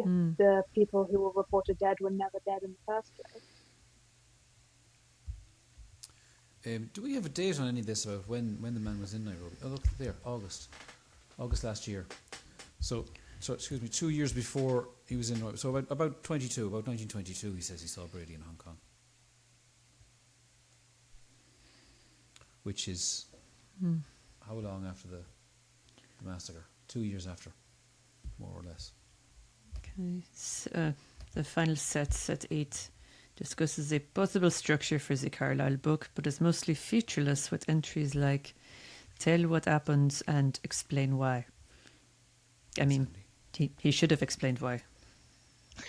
That would have been great. That would have been Yes, helpful. that would be really helpful. Yeah, would you put that in as a... helpful, wouldn't it? Aye.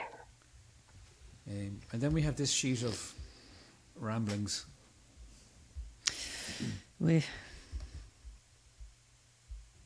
Who wants to take a shot at the cipher in this now?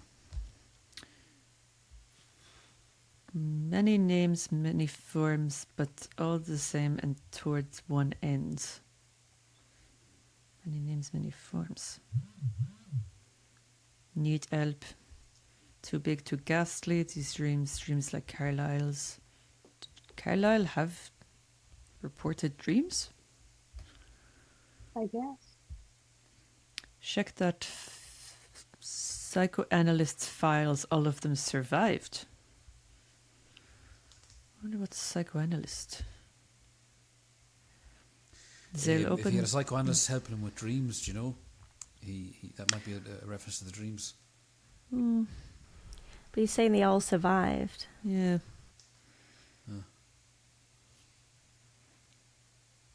They'll open the gate. Why? So the power and the danger is real.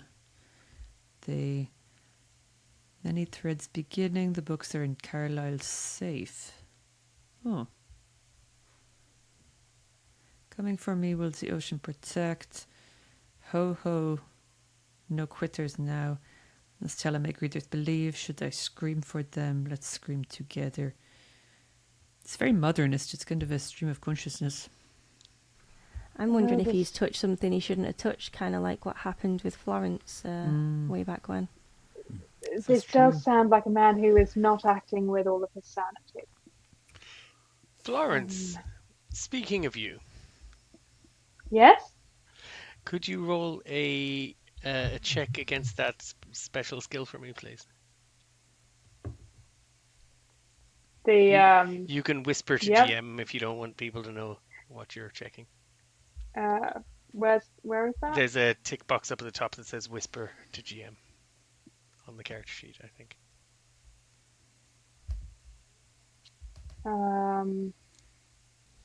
Yeah, whisper to keeper. Sorry, I keep calling myself the GM.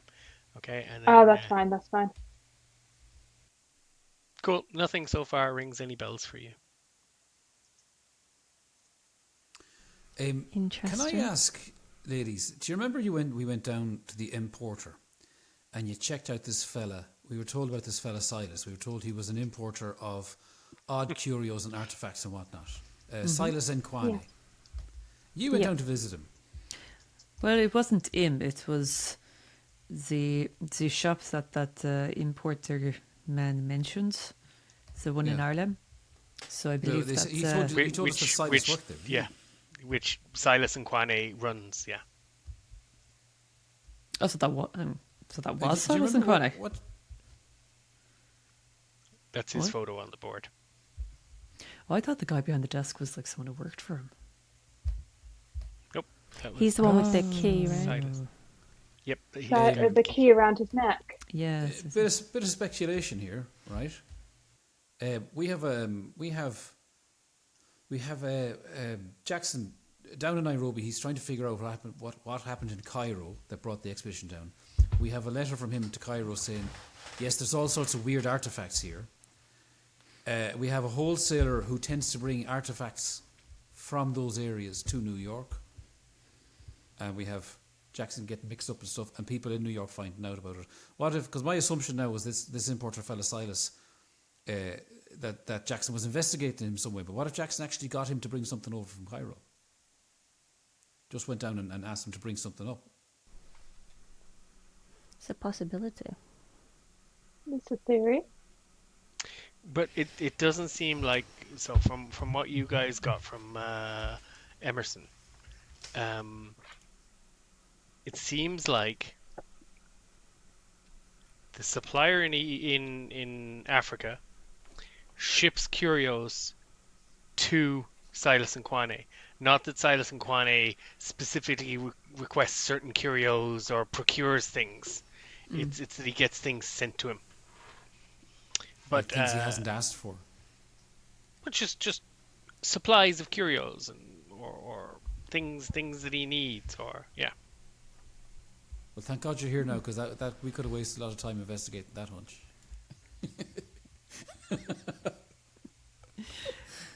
I should no, it's fair. possibly I should possibly have allowed that to happen, but no, it's fair. We got the public to think of. Yeah, that's true. In the interest of my sanity and not sitting here biting my tongue. Yeah, well, one thing we should all maybe be aware of is that we can't allow my memory to lead the investigation, because Oh, same here. I'm fucking terrible. Oh, that's why we keep notes. Notes are your friends. Remember, school kids, I can see your notebooks in the game. So if you've no notes, I will know. No, I got all my notes. Mine are ramblings. Have fun deciphering any of that. I know what that means. None of that makes sense. It's as rambling as Elias's notes. Okay, so it's getting on a bit. You've gone through these London notes, and yes, they definitely are a bit scatty. Just almost disturbingly you mean so. Nairobi notes, yeah? No, the London notes, which you just went through a second ago. Do we want to try and decipher any of that? A little bit further, or It is also starting to get on a little bit. I mean, you've had dinner brought in by Loveday's godmother in the meantime, but you've been furnished with a nice meal, um, some nice beverages. Again, Loveday's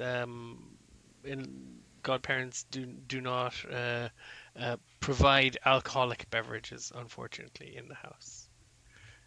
Oh, So sorry, the we'll be. question is, are we that's fading a okay. little bit and thinking we should regroup in the morning, or are you guys up for? Are you gonna pore over these notes all night and dig deeper, or I think we can probably. Well, I mean, I don't know about anyone else, but have some rest. Yeah.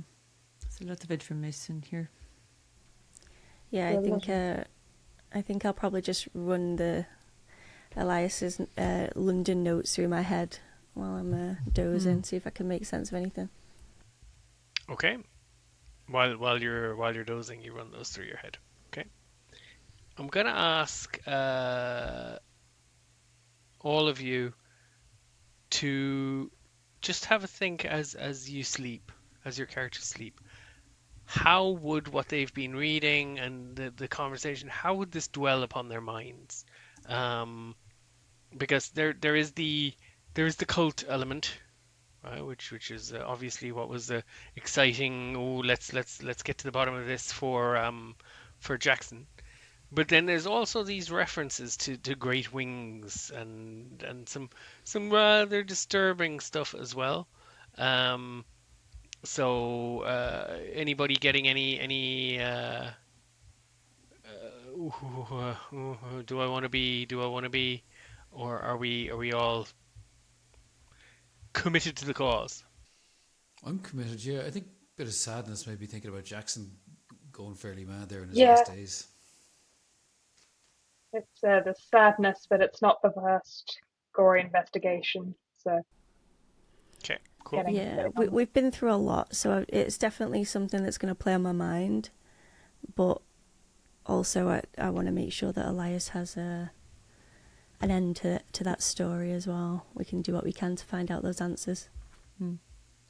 And I think Valentine is so focused on trying to put all the connections together that the black wind creature is just kind of like, whoosh, I shall think about it later. So the corkboard is updated, and I won't make that mistake with any future. It's everything since Peru. I forgot to set it so you guys could manage it and move it around. You have full control of everything on the board now. So feel free if there's things you think are related, associated, etc. That because to be brutally frank, I've just been putting them up in generally when you got them chronological order. So got these here, got these together, got these together, anticipating that you guys would be shuffling them around and trying to find, oh, this goes with this and stuff like that. But obviously, if I don't give you the ability to do that, kind of defeats the purpose. And sorry, while we're above the table, Guy, let me know when's a good time for me to quietly disappear. Oh, I was gonna say we could call a break, and then maybe you disappear overnight.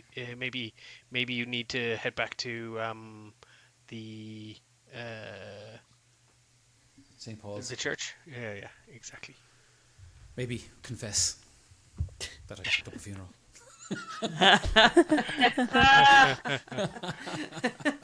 Pretended to know what I was doing. had a Barney with a couple a journalist or a police officer. Yeah. Did you, Throwing by the some way, egg in. before you guys all go to bed, does Mihal share anything, any suspicions he may have, or any things he may have noticed, or does he share anything about that police officer? Oh, because we were so busy at the time, I might not have said it, yeah. So I think I'd probably update them on the fact that, I mean, to be honest with you, in retrospect, to be honest with you, I mean, he was probably just doing his job. Do you know what I mean? Like, he happens to be from the precinct that Captain Box is from, but that doesn't mean that he himself is necessarily a junior Box. He was probably just sent down there to keep an eye on us and told to not So engage. just clarify for everyone who Captain B is. What was his name? Robert Redford. The Sorry, the guy who's messing the investigation up, what was his name? He didn't give us his name though, did he? He Oh, wasn't I really don't know, secretive maybe about the it. fella in Maybe charge, check I into forget his name. your notes. Robson. Yeah. Robson. Robson, there we go. Robson. So he was Robson, obviously he was Robinson. one of Robson's men. Basically, I saw it on his ID, but he was being cagey enough, you know. So yeah, we mightn't be too popular with that fella at the moment, because I'm sure that went back to headquarters.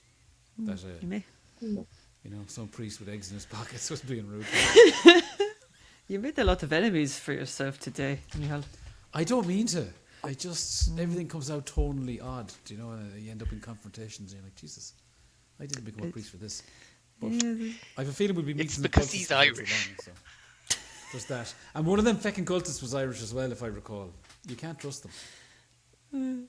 So, with your heads swimming full of facts and dates and clippings and names and places and lists of people who've been questioned, and you all retire, dwelling a little on the sadness of the situation and the shame that Elias once again had his sanity shaken a bit toward the end, just like he did in Peru when he saw the creature.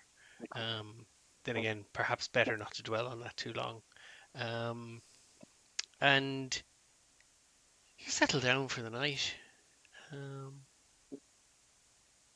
I won't say it's an easy sleep. Troubled dreams, but nothing notable enough that we will dwell on it. In the morning, there's still no sign of Loveday.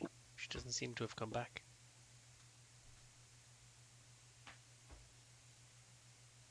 But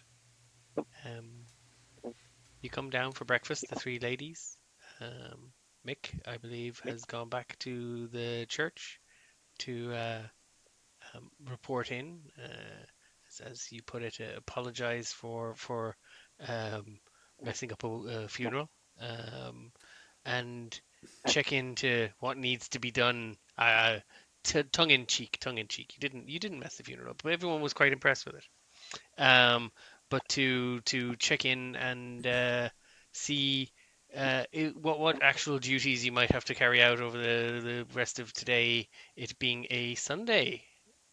Oh no, that was yesterday. It was a Sunday. Yeah, it is a Sunday. And do It you know is what? While I'm Sunday at the it, 18th of January.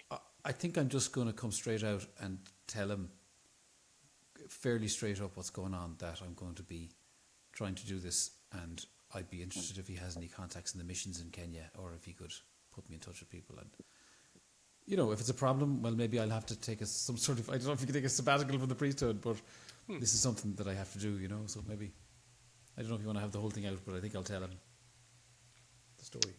Do you want to have that conversation now? Okay. Okay.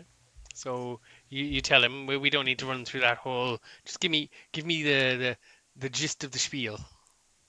Well, basically, father or brother or whatever, however I address you, cultists, Satanists, animists, pagans, on the loose, on the run, cult of the bloody tongue, murdering people right here in New York, as you're well aware.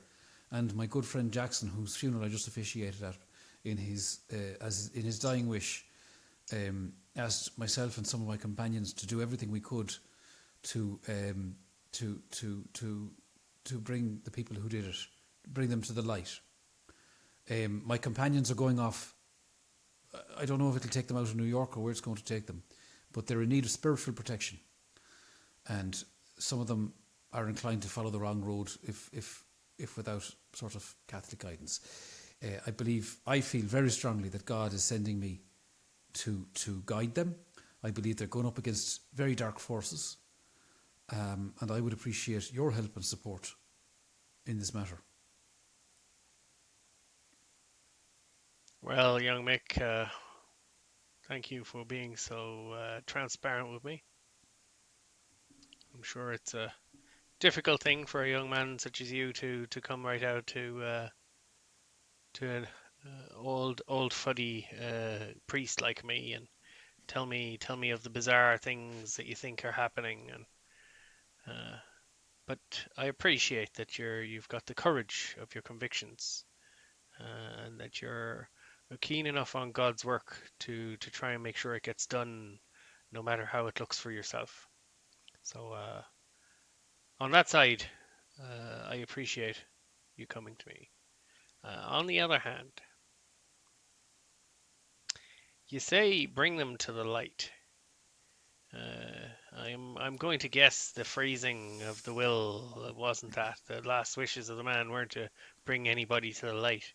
Are you talking about pulling their crimes into the light of day, or are you talking about trying to bring wrongdoers into the light of Christ?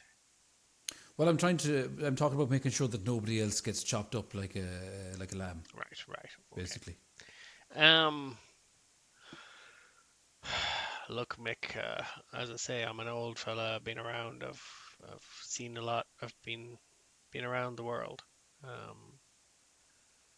I've been on some strange missions with the Jesuits, and someone I might want you to talk to. Let me make a couple of phone calls and maybe send a telegram. If someone might be interested in having a chat with you. Maybe a help for you. Maybe nothing. May just give you some spiritual and encouragement, shall we say? But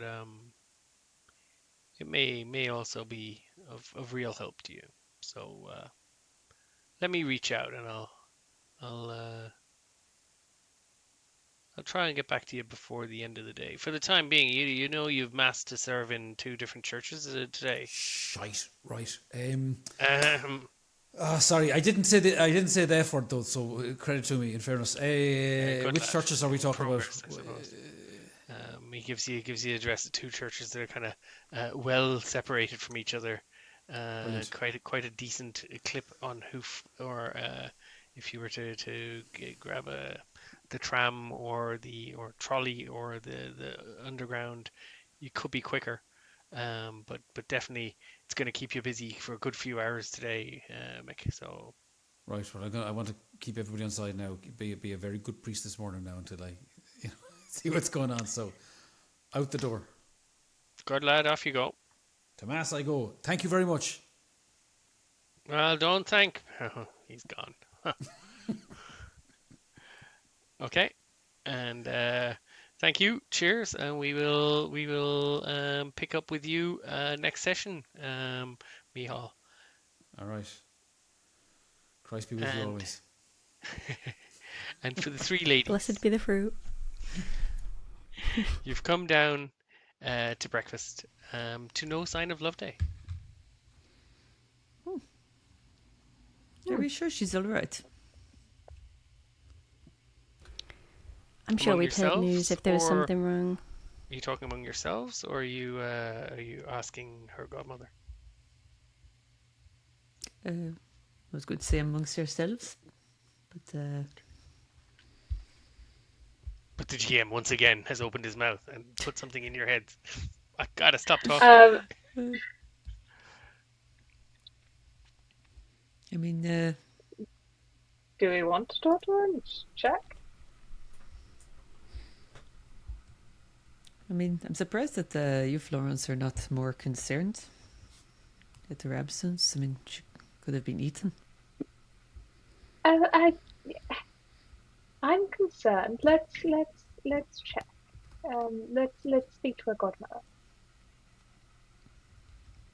Is she around? She's popping in every now and again, bringing you bits of breakfast and making sure the pot of tea is hot and etc. So, who's going to broach the topic? Hello, dear. Might we ask? Loveday has been gone for some time. Is all well with her? Do you know? Yeah, like I said yesterday, she was called away. Something to do with Mr.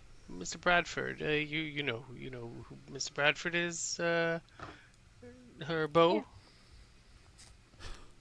Oh, Yes, a lovely gentleman called round and asked if he could speak to her, and she told me she had to go and attend to something for Mr. Bradford. He was a very fancy gentleman, extremely well dressed. I've not seen as nice a suit out and about for a long time. It was a dark skinned gent and very very well spoken. Tall, slender, very urbane. Well, Loveday has great taste, so I wouldn't have Um, thought anything less. Valentine and Ruby, do you want to roll psychology checks for me, please? Not Florence. Not me. Not Florence. Not me. No, it's about you. Oh. It's Oh, so about I got a me. hard success. Florence's face has kind of got a bit of a fixed, glazed look about it for a second there, as Valentine's godmother, as Loveday's godmother, described the gentleman who came calling yesterday, the tall, dark-skinned man with the very, very lovely suit, very Oh, urbane and a polished accent. Florence has just she sort of froze and her features kind of went very very neutral and blank for a second, and then she carries on as if nothing.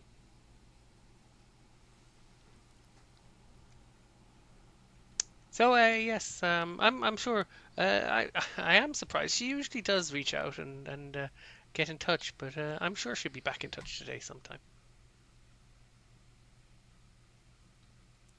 And she heads out.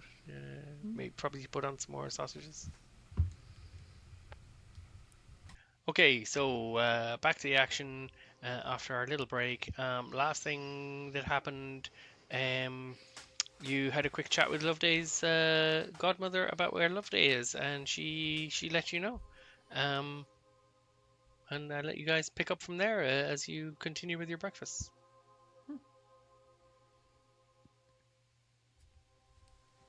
Is everything okay, Florence? yes, why? Why wouldn't it be? Oh, you just seemed a bit spacey then. Just checking in, making sure you're okay. Oh, no, I felt fine. What do you mean? Okay. No, as long as you're okay. I don't want to press you. We know Loveday's okay as well, which is good. Yes, that's important that she's fine. Sorry, what did you mean? You just seemed like you was a bit spaced out for a second there, at the mention of where Loveday was. You didn't seem quite yourself. We know where Loveday went. It was with her fellow. Mr. Bradford? Yes, nothing strange about that. Okay. Sorry, who is Mr. Bradford? That's who Loveday is with at the minute. Came to, Florence's beau. Okay. No, you're Florence. See, like I said, not quite yourself. But like, what is he? Who is he? What does he do? I mean, I don't know much details about him just yet. I looked Florence, into do you know him, anything? and I looked into him a bit, and someone dangerous came knocking, telling me not to look in. So, as far as I'm aware, he is dangerous. I have told her that she is dangerous, and yet she is continuing to have relations, which I don't judge at all. But yes, he seems to be a dangerous man. But she's having Interesting. fun, I guess. So, I feel like wait, you should have told us this before. Did I? This was a while ago. I'm sure I mentioned. No. When she. No. No. No, you mentioned it to Loveday. Oh You gosh. Long before everything with Jackson Elias and our trip to New York, Loveday contacted me about this gentleman. who she had met, and asked me as a private investigator to look into him, see that if I could find anything about him. And I didn't find that much. And then some men came to my home and told me in no uncertain terms that I wouldn't be looking into it anymore. And I said that I respected them. And So you were threatened? and that I was threatened. And I did inform Loveday that I was threatened by her boyfriend's cronies, but we moved on. I feel like I'm going to talk to Loveday about this when I see her next. This seems something this to was a share with the decision group. that she made, but she's got a character, doesn't she? We said I cronies. thought- Were they like a low-level crony? Were they kind of an upper-scale crony? What level of crony? Yeah, like the fashionable cronies, or They didn't seem particularly fashionable. They seemed fairly standard cronies. It was a fairly brief interaction, just telling me not to look into this gentleman any further. And Okay. how did they threaten you? Was it just a bit of a wink, or did they say we'll kill your It friends? was more of a wink. It was subtle. There was subtlety involved. There was, that sort of. Yes. Cronies are not normally good at subtlety, so I'm interested. In Well, I guess these were intelligent cronies. I guess this man has a team of intelligent cronies. The word you might use is they seemed like they were experienced. Experience. This wasn't the first time they've done this. This. Yes. So they're probably a mob, like part of Yes. the... This seems to be a gentleman involved in some form of organized crime. At my assumption. I was under the impression that Mick knew this man. Isn't that right? Yes. That she was introduced to him through Mick. So Interesting. maybe Mick's Maybe we bring this up to Mick as history well? is something to be looked into. I normally, when someone asks me to look into someone, I normally discover that they have some shameful secret gambling debts. But no, this one just happened to be a mobster. Yes, ever so lovely. I feel as though Loveday should have spoke to me about this. I thought we were closer. Yes. Yes, it's strange. It wasn't. Words will be had. Words will be Words, had. words should be had. Yes. So, And with Mick too. so hang on. So Loveday knew that this guy is a mobster and is like, that's cool. I mean, she's a rich debutante from London. That's sort of their thing. I feel is it? attacked right now. These wealthy people in London who goes to parties all day, and God knows where any of the money comes from, but plenty of it is not legal. This feels very pointed. I mean, I don't when you think have a judgment lot of should be money- judgment shouldn't be given here. Let's just give Loveday the benefit of the doubt. Let's talk to her and see where her head's at. Okay, I'm very happy to get her opinion on the matter. Okay. But are you okay, Florence? I don't even. Yes, I think so. I don't even really remember. You seemed so panicked for a second there that I just thought I'd check in with you. You haven't been looking into any strange masks lately, have you? No, I promise. I gave that one to Mick after Peru wanted nothing more to do with it. Okay. Okay.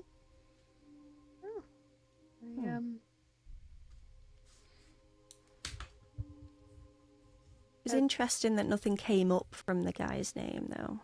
But people showed up at your house. So they're definitely good at covering their track. Yes. When Loveday asked you to look into him, what exactly did she say? Well, just that she had met a gentleman, and and that she wanted me to check in. A woman with her status and financial connections, I'm sure that there's a number of undesirables who would come to flirt with her with negative intentions. So I guess just to do an overall background check, that was the ask. Did you get any names from this mob? No more names. No, just No names. Just checking. So,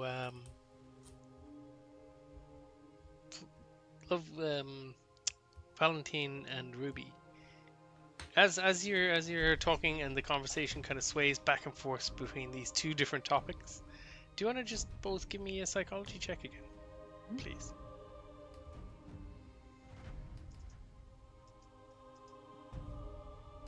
Add success again. Oh, okay. The dice are not with me today. I'm stealing your luck. So, How dare you? Ruby, Florence started saying, "I don't even remember," and it kind of just tweaked something for you because she doesn't actually seem to be reacting or recognizing, or when you say she panicked and she seems strange, and she seems absolutely baffled, like she doesn't know what you're talking about. I did spot that, yeah.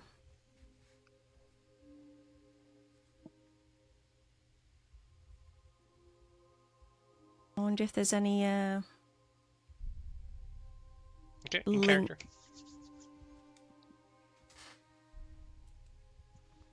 So let me get this straight, Florence. You have no recollection of talking to Loveday's godmother. No, we were talking to Loveday's godmother, and she mentioned the Loveday was seeing her beau, and yes, and then you were asking me whether I was okay.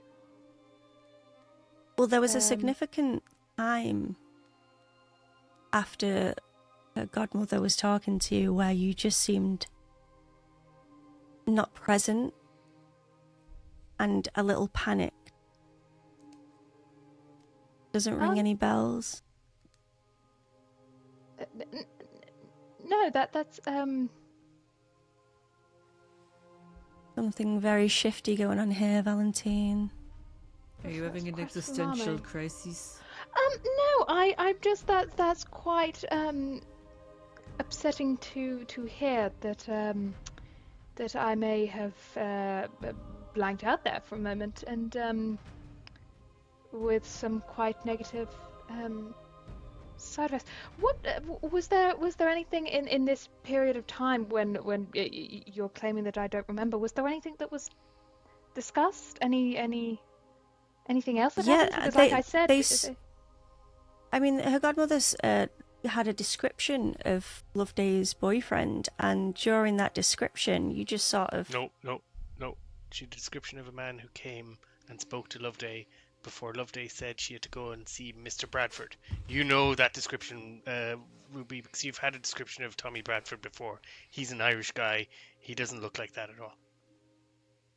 So the description was described, of another man. tall, incredibly well-dressed, urbane, very dark skin. Dark skin. Very expensive suit, etc. That does not match the description that you have of Tommy Bradford. So, what the godmother said is, after the gentleman talked to Loveday, Loveday came and told her that she had to go and do something for Mr. Bradford. Yeah, but it wasn't Mr. Bradford that collected it, it was somebody else above the table. Right, okay. So where you say to Florence, do you say that Loveday's godmother gave you a description of a gentleman? Not necessarily of Tommy Bradford? Yeah. Yeah, okay. So, Florence, when you were speaking to Loveday's godmother, she was describing a gentleman that came and collected Loveday. And during that description is when you sort of blacked out a little bit. Yes, that's the part of the conversation that I don't remember. Interesting.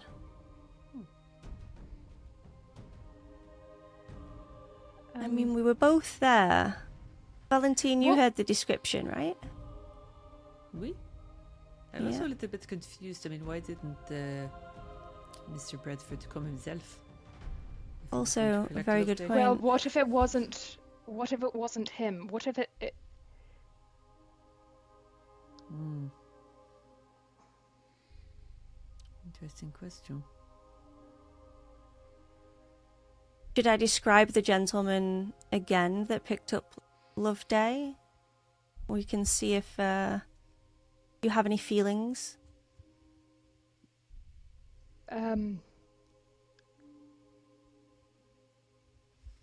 I'll be honest with you, ladies, and say that this has not been the first occasion when I have lost time.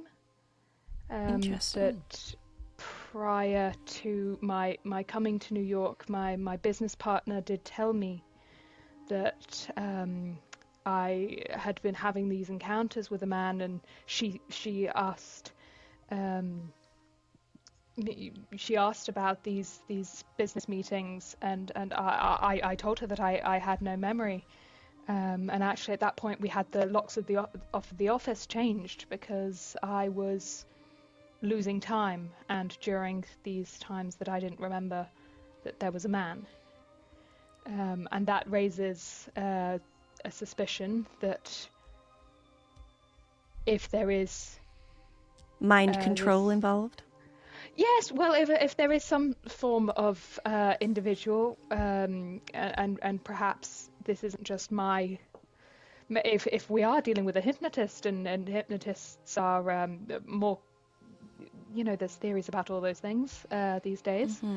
That if someone got a hold of Loveday, and told her to tell her godmother that is where she was going, but actually that is not at all where she is, that she's in the hands of this person, that would be a very dangerous thing indeed. So what, you think it's the same person? I That, think it might be. Well, can you...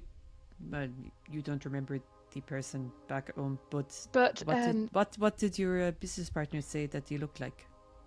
I think it was the same description. I think the memories are all. Sorry, is it? Ruby hasn't described him to you yet. Sorry. She asked if you want her to describe him to you Could you and describe? see what happens. Oh, sorry. I've missed some. Cut this bit out. This bit. Yeah, it's okay. Let's keep to the drama. I was doing dramatic voice. That's okay. It was going good. Could you please describe, share the description that you heard, but that I didn't remember? Yeah, he was a handsome man in a well-dressed suit, dark skin, dark hair. I think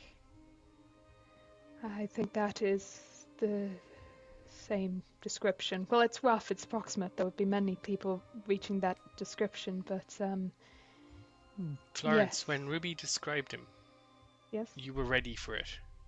Just like you kind of were really focused on what your partner was saying. But still, it kind of almost felt like your mind wanted to skip by it and think about something else, or you wanted to look away and look at something on the wall, or it was almost like the description Ruby was giving you was a slippery eel, and you had to hold on to it. I'm really concerned about Loveday right now, I will say. If sorry, I'm struggling to I'm deeply concerned if this gentleman has Loveday. Well, I'm also concerned about you, Florence. You don't look very well. Yes, sorry, Ruby will pass her a glass of water and... thank you.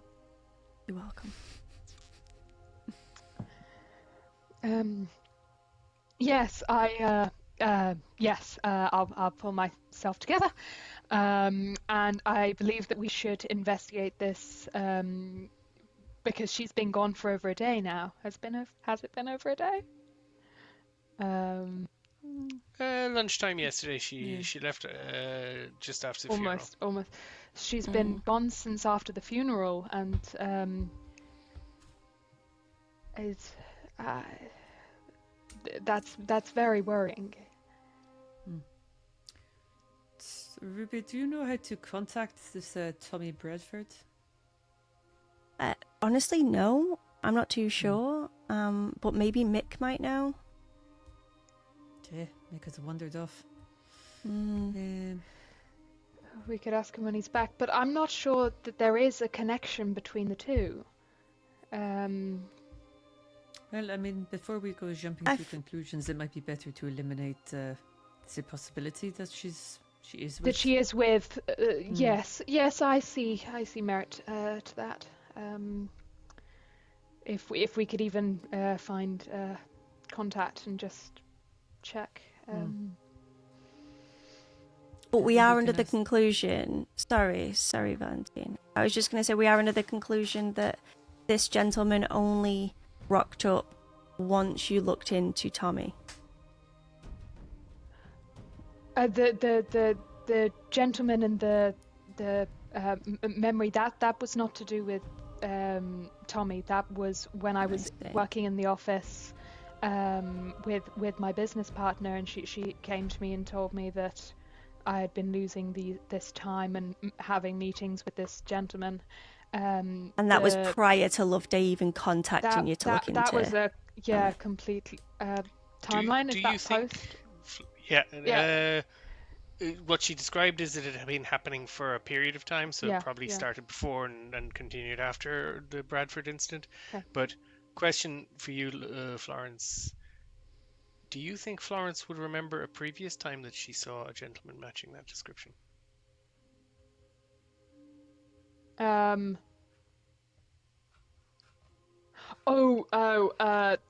Sorry, just above the table. Do you mean the dream? Yes,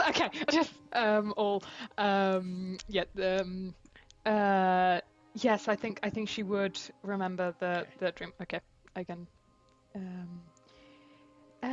And strangely enough, and I'm not one for this supernatural hokum, but it seems that we really are in that world at this stage of the investigation. After the incident with the holding the mask and my episode, while we were in Peru, I did have a dream about this gentleman, where this gentleman was watching me while I was in bed. Creepy. Okay, but it was a dream? It was a dream. But you don't ever remember seeing this gentleman in person. It's just been described to you by your business partner. Yes, but I guess a man of the same description. But then. But also at some point, when you opened the hotel room door, he was. You're pretty sure you weren't asleep because you sat down on the bed, and then Valentine came into the room. Oh, okay. And that only comes back to you now when you're saying again and again it was a dream, and then you're like, but wait, he was there as well. Yeah. But yes, it was a dream. He was there, and it was a dream. But then when I woke up, and I'm quite confident that I was awake, and now I'm remembering it all. It's fuzzy, stressful memories. But I think he was at the door. And then I think that you came in later, so I think that I was awake. So he was in there when Valentine was in. No, you weren't there at the same time. Oh. But if he'd left, I would have gone past him. No? You'd think.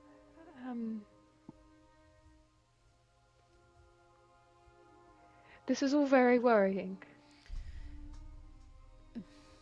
And I'm concerned about Loveday.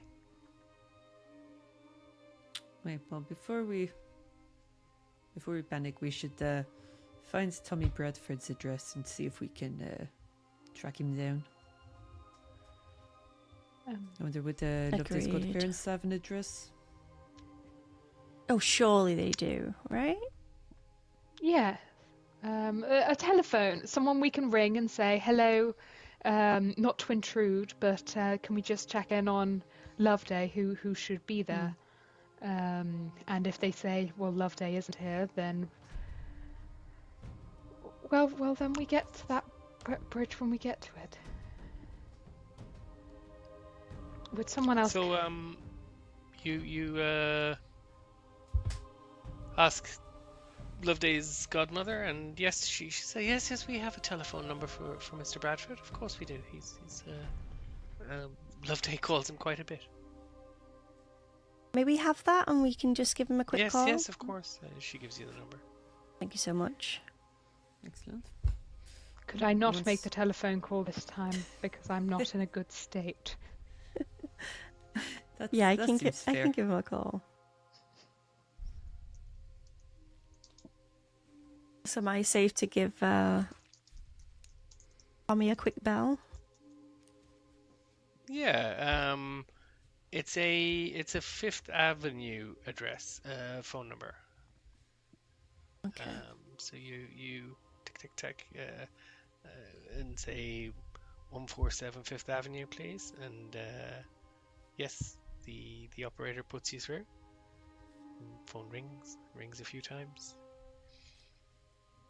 Oh, hello. Hi, is that Tommy?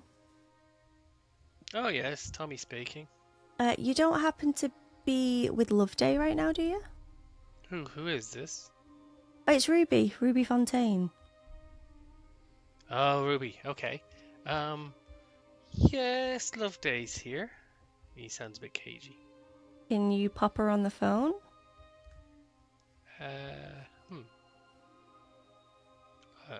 Yeah, I suppose. Can I ask why? Oh, we just want to have a quick chat Ruby? about something, that's all. Nothing to worry about. It's- Fair enough. This seems a little bit strange, but yes, I'll put her on. Thank you. Loveday, it's Ruby. Oh, okay. You hear Loveday's voice in the background. She comes over. She takes the phone. Ruby? Well, what's wrong? Is everything okay? We were just a bit concerned about you because you've been gone a while and Florence... Well, yeah, I thought I'd come over and see Tommy and have breakfast. Yeah, I mean, I'm glad that you're okay. I just, like I say, just checking in. Florence seemed a bit concerned because your godmother mentioned a gentleman coming to collect you, and we weren't sure who that gentleman might have been. No, I took the car. You took the car by yourself? Well, the driver. And who was I the left you driver? at the funeral in the car. Who was the driver? My driver, the same one we've had every day. Okay. Your godmother mentioned somebody else coming to collect you. Very smartly dressed man, dark skin, dark hair. No? Someone came to collect me this morning. What? No, I mean, I just got up early before you all got up and came over here for breakfast. Something's weird is going on, Loveday. I would love nothing more if you could head back up. Yes, I'll be over soon. Look, you just go ahead. You don't need me. I mean, we're waiting for some phone calls. Has nothing else turned up, has it? No. I mean, we have had some paperwork and that we've looked through, and we can You have to chat tell all me all about about it. the will business and everything later. But for now, yeah, no, this everything's fine. I just, like I said, I just figured I haven't seen Tommy in a while, so I'd have breakfast with him this morning. I do think me and you should So catch I up when popped in the you're car and back went over. over. I think we've got Okay. plenty to talk about. Of course, yeah, no problem. Okay. Love you, bye. Yes, that's fine, Ruby. She sounds a bit almost weirded out. But Understandable. okay, bye, and hangs up. So I'd like you to relay that conversation to your companions because they didn't hear any of that except your side. Okay. So Loveday's completely fine. Florence, I think Really? we need to relax a little bit. She's fine. But what did she say? Just said that she wanted to see Tommy for a bit, and then she's headed over there. And she said the driver took her as well. She wasn't collected by another gentleman. But hang on. Her godmother said there was. Yeah. We need to talk to her. We need to talk to her godmother. You told her? Yes. We heard your end. You told her about the man who collected her. How did she respond? She was confused more than anything. She didn't know what we were on about. It was like she got up early. She took the car. The driver brought her to Tommy, and that was that. She seemed really confused. She got up early, so she was here last night. She was confused. That's what she said. Yep. That doesn't seem right. She definitely would have come down to speak to us last night. Well, now that they say this, Ruby, she didn't talk about what she did yesterday at all. She just said she got up early this morning and wanted to go over and see Tommy for breakfast. Mm-hmm. But her godmother says she went to see Tommy yesterday after lunch. So there's a chunk of time missing for Loveday as well.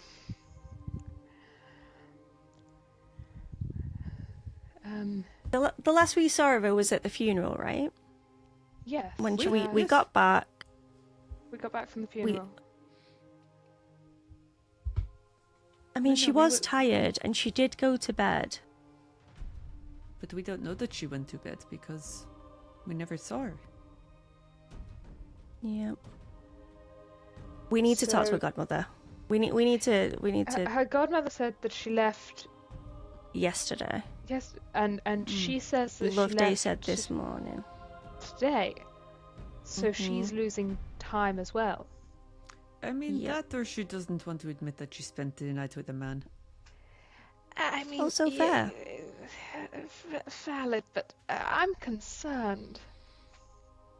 We should get her godmother back in and ask exactly what time, because either somebody is lying or somebody is forgetting stuff, and we need to just figure out what it is.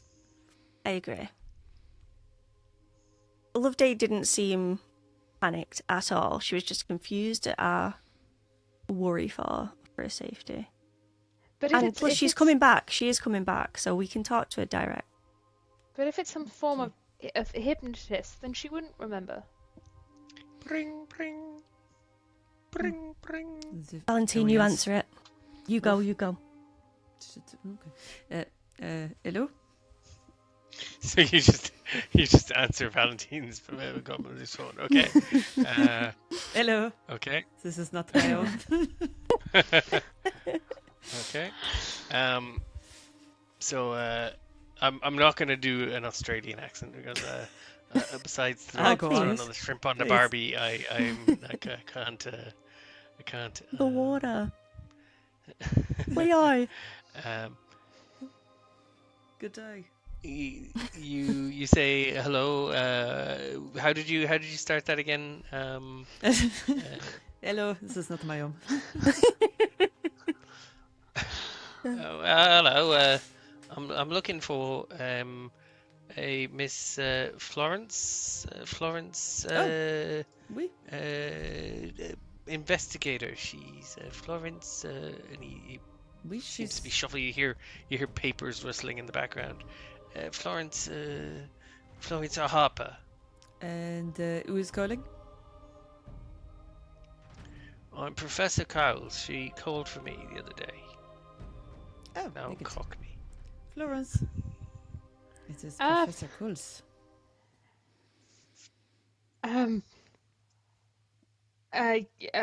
Yes. Yes, I will speak to. Yes. Ruby, I have a slight concern. What if she forgets what Yep. she hears on the phone?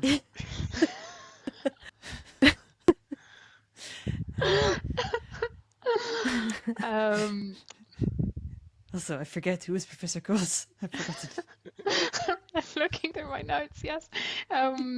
One of the So you're two frantically phones. searching through your notebook while you're getting on the phone. One moment, please. Hello. Are you there? Are you there? Hello. Hello. I think Thank there's you. something wrong on the line. Hello. Thank you so much for calling. Yeah, she was speaking to my daughter yesterday. Yes, and she said that you would call. Yes, where I'm part of a group. I'm a private investigator. I'm investigating the death of the unfortunate murder of Jackson Elias, and I was calling because I thought you might have some information. That's what I Jackson spoke. Elias. I know Elias. He writes books. Yes, I believe you had met him. Uh, no, I never met him. Um, I've read his books, a couple of his books, Polynesia and New Zealand. See, kind of dovetail with some of the works I do and some of the occult investigations and stuff that I've studied. your the Cult of Darkness 2 hour lecture in Yeah, New York. a couple of weeks ago. Yeah, Yes, was he at that event? Um, I don't know. I don't recall seeing him. I'm not really sure even what he would look like. oh, would you be able to give me information about what that talk was about? Well, I showed some photographic plates and talked through my notes and um, talked about some things that happened and stuff to do with an Australian death cult. Could you give me some more information about the particular death cult? Uh, over the yes, Eva. I don't have time. Um, I don't really have time on the phone. If you want to come down to Arkham, take me out for lunch. Um, I I'd love I'd love we could get lunch in the Grafton Diner. I'd be happy enough with that. But Yes. I don't really have time to have a long-winded. Yes, Ava. If they blind me lunch, I'll be going for lunch anyway. You see, it doesn't take a lot of time out of my calendar. I'm getting Yes. more Cockney now. It would be excellent if we could take you out for lunch and see if there is any information you have that would be able to help in our investigation. When would you be available for lunch? Any day. Oh, if there's a bit of food involved, I'm happy. Today, I'm calling New York. You know, you're not gonna be here in time for lunch, are you? Um, tomorrow, Yes, Monday, tomorrow, Monday. Yeah, I'm not doing anything Monday. fantastic. Um, Well, I'm obviously working. well, yes. If we Not could nothing, but I'm not doing anything important.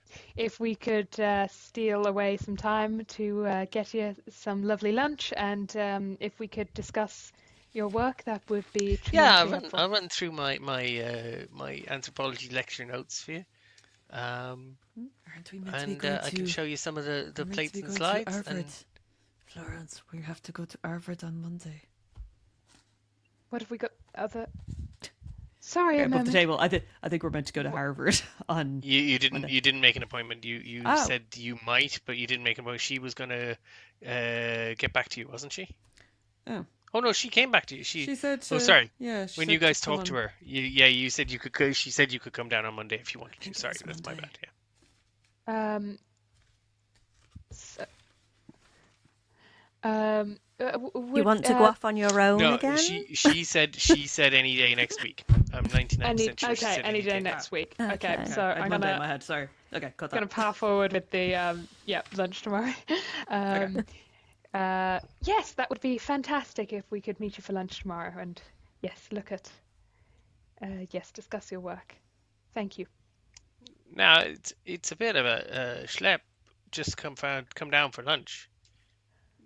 Like from New York to Arkham. You're coming right down to Massachusetts. Above the board, I have zero sense of this geography. It's a few hours drive. It's a few hours drive these days. Okay. So it's a long enough drive in 1920. Or you could take the train. Or you could drive very fast. Has Loveday not got like a private jet to go?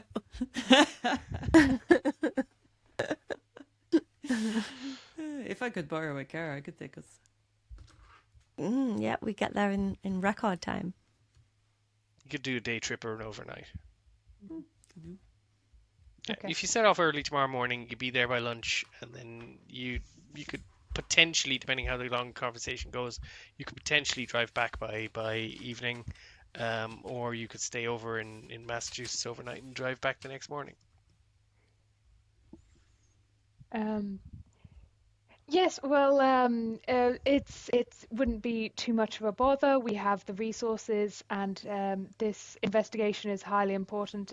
You possibly may have information that could provide us with leads in a very important murder investigation. So, yes, Righto. we Well, will. you rock on down then. We'll make the trip. Thank you very much. No worries. Now I can't.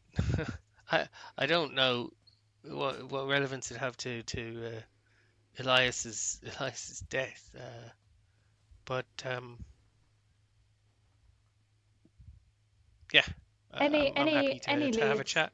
Any leads we're looking to investigate into. So he had, yes, a pamphlet for your lecture. So yes, we'd like to speak to you. Seems a bit tenuous. It's flattering, but it seems a bit tenuous. Oh, but if you're happy to have the discussion, then Yeah, of course. we do appreciate it. Thank you. No bother. I'll see you then. Right. Okay. Thank you. Bye. Bye. He seems much more casual and relaxed than kind of university professors you've dealt with in the past, Florence. Right. It's like he's really kind of mellowed. What happened?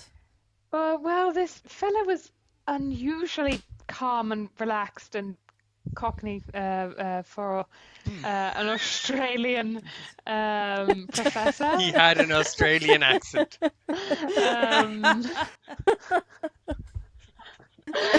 No, we're bullying the keeper. I'm sorry. But I'll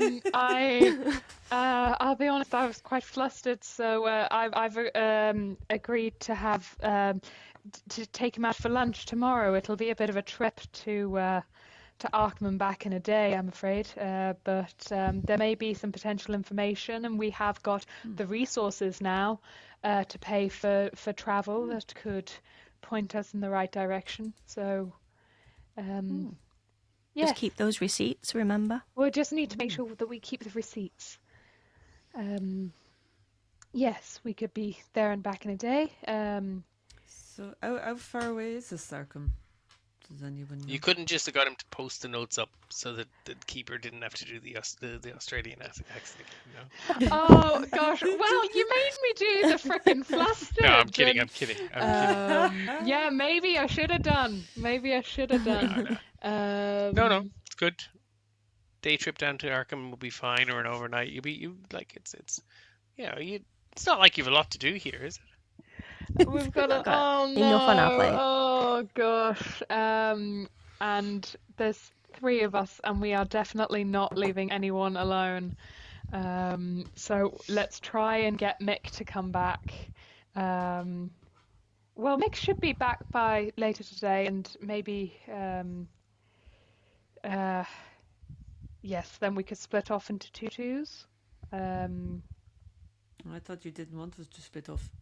Well, I don't want anyone to go off alone. I think going off alone is extremely dangerous. I think if we split into smaller groups and we keep each other's backs, then that's less dangerous. But All right. Well, we better. do we have a time when we're expecting Mick, or are we just? Yeah, I think you said you had to do some vague church-related stuff. So He didn't give you any idea of a time. Did he, Any Pippa? idea? Oh, joys. Well, I mean, if we have to go on a voyage tomorrow, then perhaps we should source a vehicle. yes, Loveday has mentioned in the past that you guys are welcome to take the car. take the car. Yeah. When you said take the car, can we drive the car? I don't know. I believe that Valentine believes everything's negotiable, doesn't she? We. Slippery. Well, we do need to speak to her godmother anyway, so you could always just ask when we talk to sorry, her. Sorry, above the So table, you I'm getting a ladies load done of. with breakfast? Sorry, go ahead. Sorry, I'm getting a lot of feedback into someone's microphone. I'm not sure who it is. It might be mine. Not like, no. Yeah, it was kind of like breathing or something. That could have been me. It's gone now. But That was probably me. I let out a sigh of relief that we got through the difficult parts of this. Is it back if I unmute? No, that's just a bit of hiss in the background. that's hissing in the background now. It was kind of like you know when someone has a mic and they're moving a lot. Oh, right. I don't know. Okay. Okay. So you're gonna call in. So Loveday's godmother has come in. I gave her a name. It is there somewhere. I couldn't remember her it for the next name. session. Was it Jean or something? I don't. Janine? It is Janine. Janine. But anyway, she comes in. She's. Are you ladies finished with breakfast, or will I serve up some more sausages and some more tea? More She says tea. in that kind of a slightly passive aggressive, when are you getting out of the morning room kind of a tone of voice. Ruby just ignores it and say more tea. He would be grand. Yes, thank you. Oh, very good. And she goes to walk out again. Before you go, we've just got a few questions.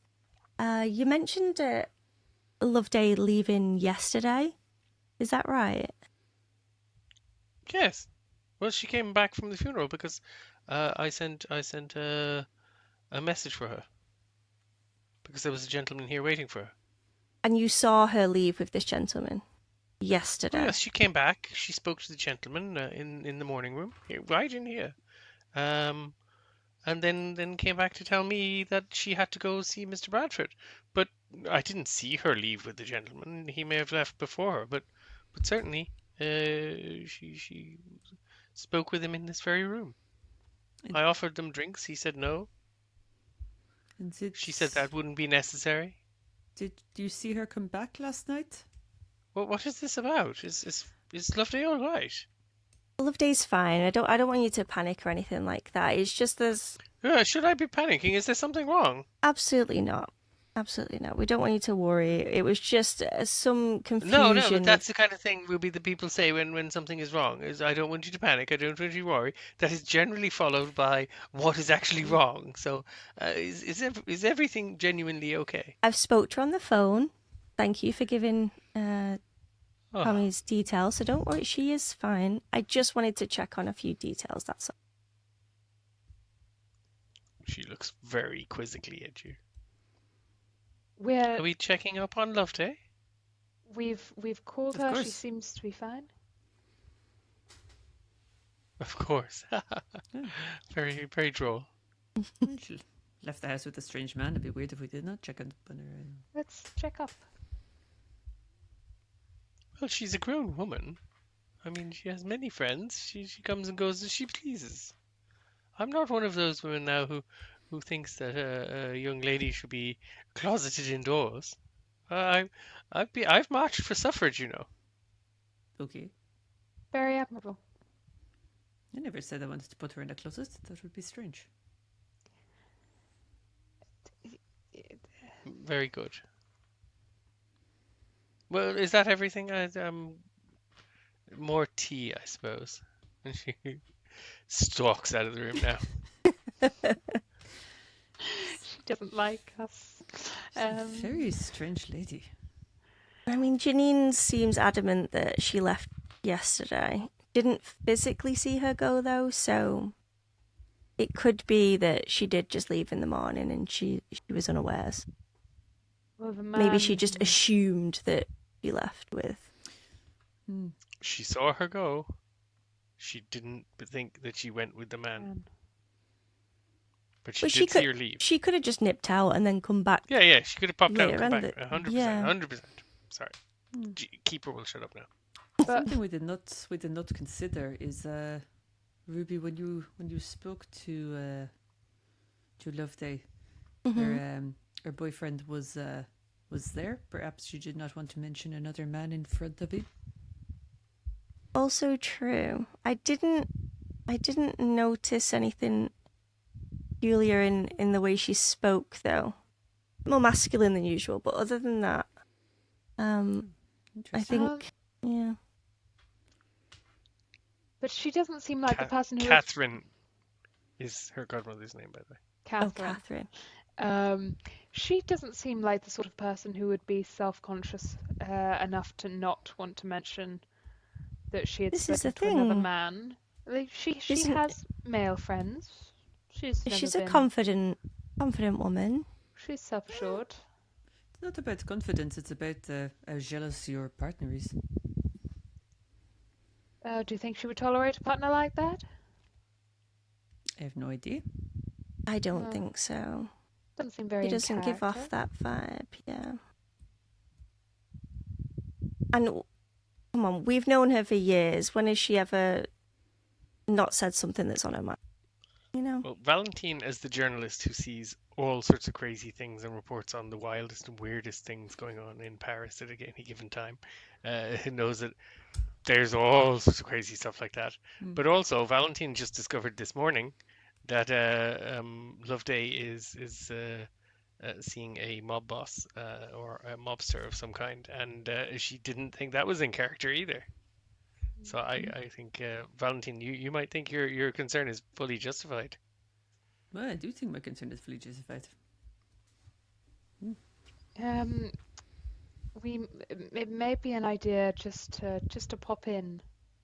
Do we know the address of where? Well, she said she was going to come back. She didn't say when. She did say that she'd make it quick, though. She said she'd be on her way. Okay, so we wait and talk to her when she gets back, regroup, and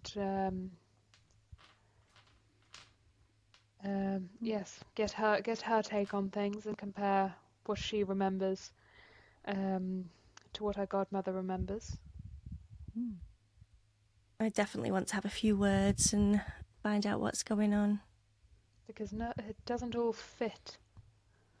Something's wrong. It's an interesting mystery.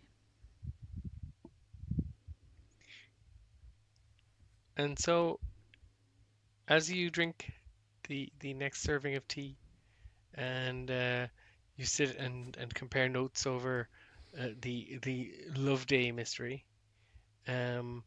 do you guys, ladies, sorry, follow up in any way on what's anything in terms of the myriad of documents and clues you have, or anything like that, or do we wait for Loveday to come home so we can have a chat? For Ruby, I think that she's just focused on Loveday now. She's internally, she's panicking, but doesn't want to outwardly show the worry to the others.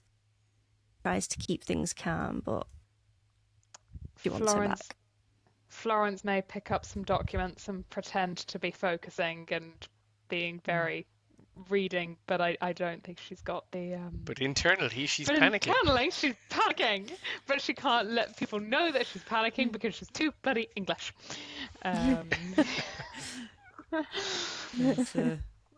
Valentin is just thinking about the different articles and kind of mulling everything over, and then also thinking about has she ever reported on anything in the past where people had lapses in time, and she lives in Paris. I mean, people take a lot of drugs. Could people be slipping drugs drinking to absinthe, bit of drugs, mental illness. There's all sorts of things. I don't think I could say that to Florence. She's too English.